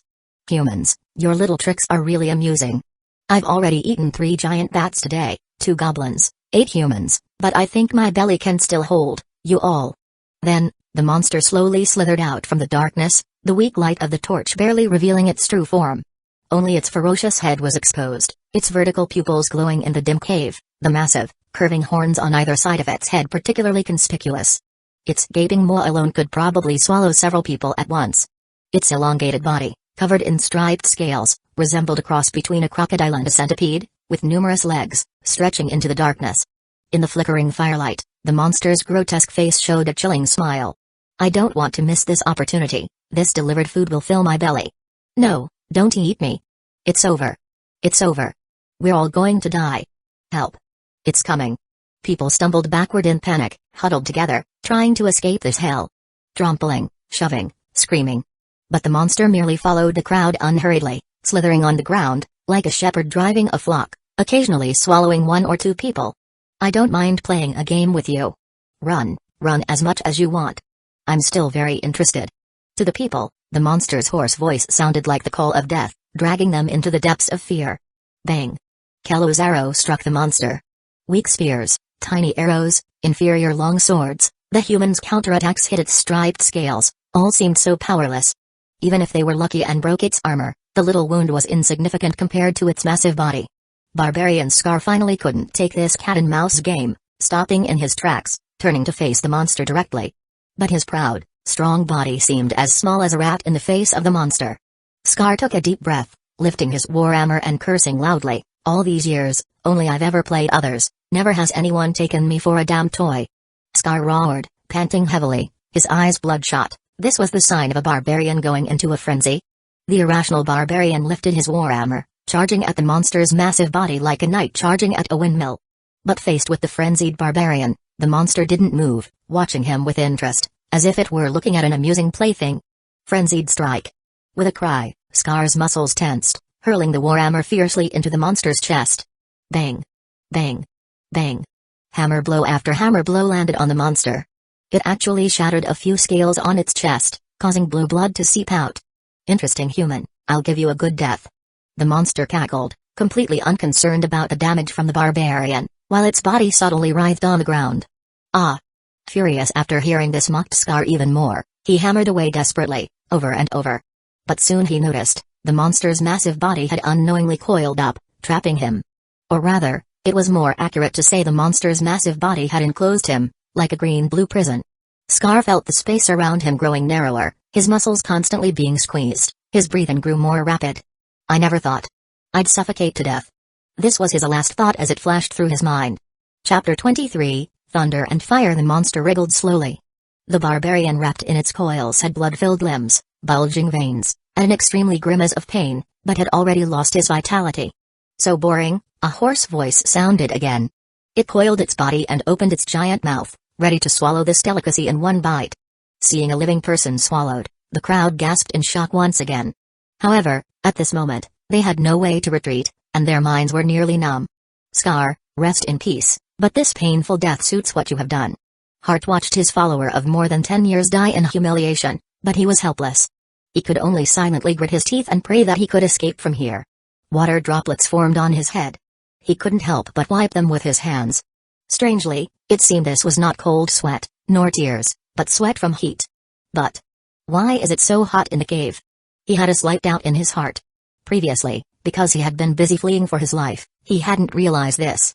But now, coming back to his senses, he felt the cave was like a large steamer, with waves of hot air coming from above. Hart instinctively looked up, then he couldn't help but open his mouth wide. In the rocky top of the cave, a giant creature of more than 8 meters suddenly appeared. It was a dragon. What shocked him even more was that the red dragon's mouth was brewing terrifying white-hot flames, like a miniature sun, lighting up the entire mine like daylight. Both humans and the monster looked up astonished, then they were dumbfounded. "Got you," a strange voice sounded above the mine. Cassius unleashed the fiery breath he had been preparing for a long time. Instantly, most of his energy was drained. Extremely effective flame breath. A pillar of scorching flame descended from the sky, with the inner flame blindingly white and the outer flame bright orange. Boom! With a loud explosion, the coiled monster let out a cry of pain. The blazing flames distorted the air. The creature wriggled in the flames, trying to escape. The scales it prided itself on were immediately incinerated by the scorching flames, turning into charred blackness. Despicable dragon! You are a shameful sneak attacker! It struggled in the flames, shouting hoarsely. The terrifying breath lasted several breaths, until the monster slithered away into the darkness before it gradually stopped. To withstand it head-on, truly terrifying, Cassius said as he gazed into the dark part of the mine. Twin dancing light technique. Several rays of light shot from the red dragon's claws, illuminating the dark corners of the mine. In an instant, the entire inside of the mine lit up, leaving the monster nowhere to hide. Its body was fully exposed for the first time. The enormous body was 17 or 18 meters long, a mix of centipede and crocodile. Its sides had 12 pairs of crowded double legs, making it menacing at first sight. But at this moment, the monster was in a dire state. Large patches of its scales had been burned away, and large chunks of flesh were charred black. The red dragon stared fixedly at the monster, a trace of excitement at encountering a strong enemy appearing on its face. Based on your own strength, you can observe the following information: Bluefoot Dragon Snake, Mana, Category, Giant Monster, Neutral Evil AC, 18, Natural Armor, Speed, 50 feet, Climbing 40 feet Strength, 23 Agility, 16 Constitution, 18 Intelligence, 7 Perception, 14 Charisma, 12 Proficient Skills, Perception +6, Stealth +7, Hunting +4 Senses, Dark Vision 90 feet, Passive Perception 16 Damage Immunities, Lightning Languages, Common, Draconic Actions, Lightning Breath, Multi-Attack, Strangle, Biting, Swallow Traits, Cave Predator, Enemy of Dragons Challenge Level, 11, 7200 XP, Assessment, the Bluefoot Dragon Snake slithers along the ground and walls hunting prey. Its lightning breath can incinerate most creatures. Even stronger beings can be strangled tightly and swallowed whole by the Bluefoot Dragon Snake. Terrifying opponent, was Cassius's assessment. The monster, or rather the Bluefoot Dragon Snake, seeing its position fully exposed, simply stopped hiding. A young dragon sorcerer? How strange, the snake-like eyes fixated on the red dragon, showing not only anger from being ambushed but also a deep-seated hatred from its bloodline. In the long-forgotten ancient times, giants and dragonkin were engaged in nearly unending wars. It is said that the storm giants created the first Bluefoot dragon snake to use as a weapon against the dragonkin. Therefore, Bluefoot dragon snakes still harbor a natural hatred towards dragonkin, and their lineage retains methods to deal with giant dragons. The red dragon, seeing the enemy's severe injuries, decided to press the attack. Searing ray. Rays of fire shot from the red dragon's mouth. Though injured, the Bluefoot dragon snake used its 12 legs to climb quickly. Its enormous body appeared exceptionally agile on a rocky wall. It managed to dodge 2 consecutive searing rays with its speed, shifting left and right. But it was hit by the third ray. The scorching flame ray seared its skin, causing it to scream in pain. The Bluefoot dragon snake was furious, raising its head with its mouth glowing with lightning. Lightning breath. In an instant, the Bluefoot dragon snake spewed streams of lightning. Each lightning bolt was as thick as a bowl, capable of incinerating most creatures in an instant, far more powerful than the red dragon's first-tier witchcraft arrow. Cassius, facing the imminent lightning breath, knew he couldn't fully evade it. He leaped to the side to dodge while casting a spell instantly with his metamagic expertise. Instant shield spell. An invisible magical shield appeared in front of the red dragon, blocking part of the lightning. But soon, the invisible shield couldn't suppress the fierce lightning and shattered. Several bolts struck the red dragon directly. Cassius felt a strong electric current conducted through his scales, penetrating his skin and flowing through his body. His body was in immense pain, muscles twitching, and several scales were charred black.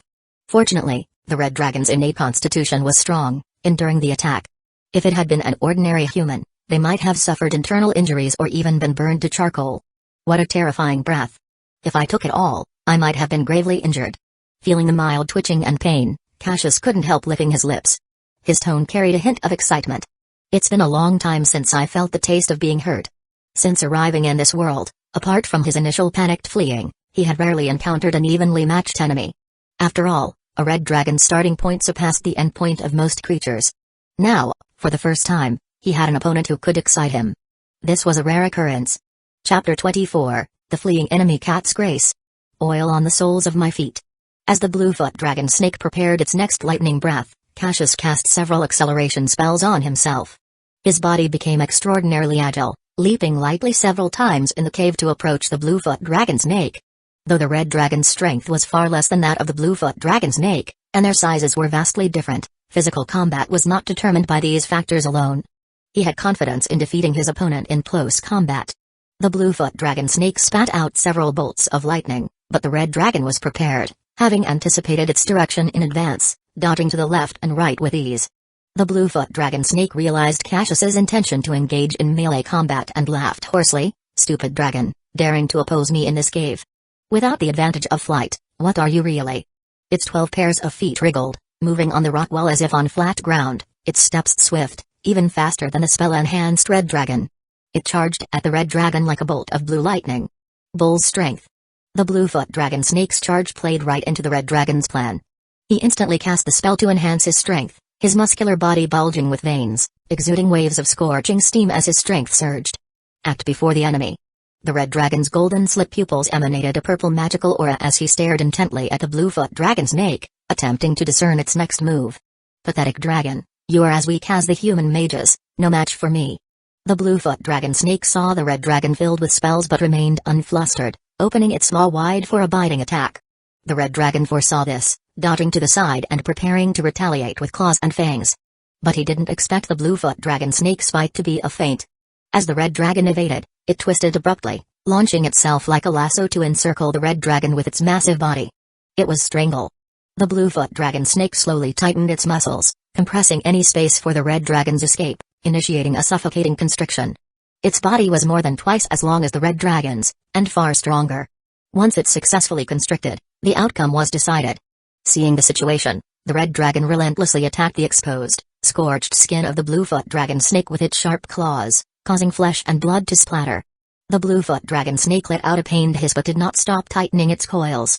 It knew releasing would mean defeat, while a successful constriction would sap the red dragon's strength. But Cassius's attacks were not those of a barbarian. His sharp claws dug several feet deep into the Bluefoot dragon snake's flesh, tearing its skin apart. You are merely my prey. The Bluefoot dragon snake roared furiously. Yet even though it was covered in wounds, its body moved swiftly, tightly encircling the red dragon.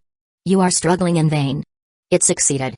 The red dragon was tightly wrapped by the long, massive body, trapped like a beast in a snare, unable to escape. Even its claws were immobilized, weakened in its struggle, barely able to counterattack with its teeth. On the verge of killing a red dragon. This made the Bluefoot dragon snake's heart race wildly, making it forget the intense pain, tightening its muscles purely on instinct. This was the horrifying power of ancient biological weapons, imprinted with hatred toward dragons. However, in the next moment, the situation reversed dramatically. Misty Step. The red dragon, tightly constricted, recited a spell. The combat caster's expertise allowed him to cast spells even while restrained. Instantly, the Bluefoot dragon snake felt its coils empty. Where its prey had been was now just silvery white smoke. And the red dragon had teleported to a cliff 10 meters away. Oh no! It cried out in surprise. The Bluefoot dragon snake, having exerted too much force, was now twisted into a tangled position, extremely awkward. Cassius had actually been able to escape the moment the Bluefoot dragon snake began to constrict. But he chose to play along, letting it believe he was trapped to further exhaust the opponent. The red dragon let out a triumphant roar, leaping down directly at the Bluefoot dragon snake. Now, tell me, who is the prey? The Bluefoot dragon snake, still tangled, had no chance to evade, confronting Cassius in a panic. It barely lifted its head to bite. But at this moment, Cassius's agility far surpassed the Bluefoot dragon snake's. The red dragon simply leapt lightly to the left, easily dodging the attack. Taking advantage of the Bluefoot dragon snake's missed strike, he slipped behind it, biting down hard on its exposed, heavily injured body. Blood splattered. Warm blood sprayed into his mouth. Teeth sank deep into the flesh, tearing muscle fibers, piercing deeper. This feeling invigorated the red dragon. Arg! The Bluefoot dragon snake let out a deafening screech, thrashing wildly to escape. But the red dragon not only clamped its jaws firmly but also, with muscles bulging, its claws plunged into its body, clawing recklessly. The Bluefoot dragon snake rolled frantically, yet the red dragon wouldn't let go. Boom!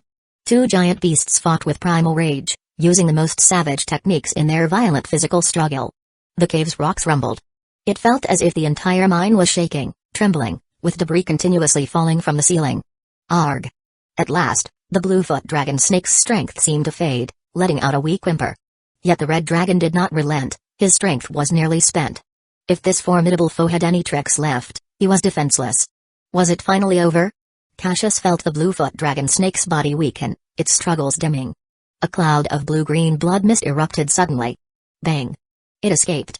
The Bluefoot dragon snake had torn off a significant portion of its own body to escape. The remaining 7 pairs of feet scrambled quickly across the rock wall. Though severely injured, carrying less body weight made the Bluefoot dragon snake even faster. It still escaped. The red dragon released its grip, laboriously pulling its claws from the remaining half of the body. He watched the Bluefoot dragon snake disappear into the darkness. There was no choice. After the intense struggle, his energy was largely spent, especially since this cave was the Bluefoot dragon snake's territory. In the cave, the red dragon's flying advantage was nullified, making it difficult to catch up with the Bluefoot dragon snake's 7 pairs of feet. Dancing lights had faded, but the weak torchlight remained. Cassius silently gazed, watching the Bluefoot dragon snake escape into the deep cave. The reflective membrane behind the red dragon's eyes helped him see in the dim cave, making his eyes glow in the darkness. However, his vision was monochrome at this moment. That direction is the Ashen Nest. The red dragon's sense of direction was also very keen. Even in the dark cave, they could gather information from the environment to judge the approximate direction. Abyssal pit? Cassius suddenly thought of something. Chapter 25 Humans and Giant Dragons. Cassius relied on his night vision to steadily walk out of the mining cave, only to find that the people had not run far. Although the recent battle had been perilous, it actually had not taken much time. Ordinary humans exiting the deep mining cave would have spent a considerable amount of time, especially in such chaotic circumstances. Jinya greeted him at the cave entrance, bowing deeply in an exaggerated manner. "My great master, your strength is unrivaled, even the mightiest monsters cannot withstand your flames." The humans in the distance stared fearfully at the blood-soaked red dragon emerging from the cave. The monster within the cave had been horrifying enough, but what about the dragon that had seemingly defeated it? They used their last reserves of strength to flee desperately. Many had been devoured by the monster in the cave, while others had been crushed by falling rocks. Originally, more than 100 had entered the cave, but now only around 50 managed to escape. The rest were forever entombed in the deep, dark cave. Jinya moved forward obsequiously and inquired, "My great master, how do you wish to deal with these despicable humans?" A cunning glint flashed in the kobold's eyes. Once enslaved by humans, it now saw a chance for revenge. "I have my plans." The red dragon dismissively flapped its wings, lifting off to pursue the fleeing humans. The crowd was in an uproar, terrified as they ran even faster. But how could running match the speed of flight? Soon, the shadow cast by the red dragon enveloped the panicked crowd. Yet they did not experience the expected flames, claws, or gaping maw. "Humans, you have trespassed upon the territory of Ashen Nest. However, the merciful red dragon is willing to forgive your transgression. This time, I will only punish the ringleader as he deserves." The red dragon swooped down, skimming the ground, and grabbed the most conspicuous armored figure, Heart.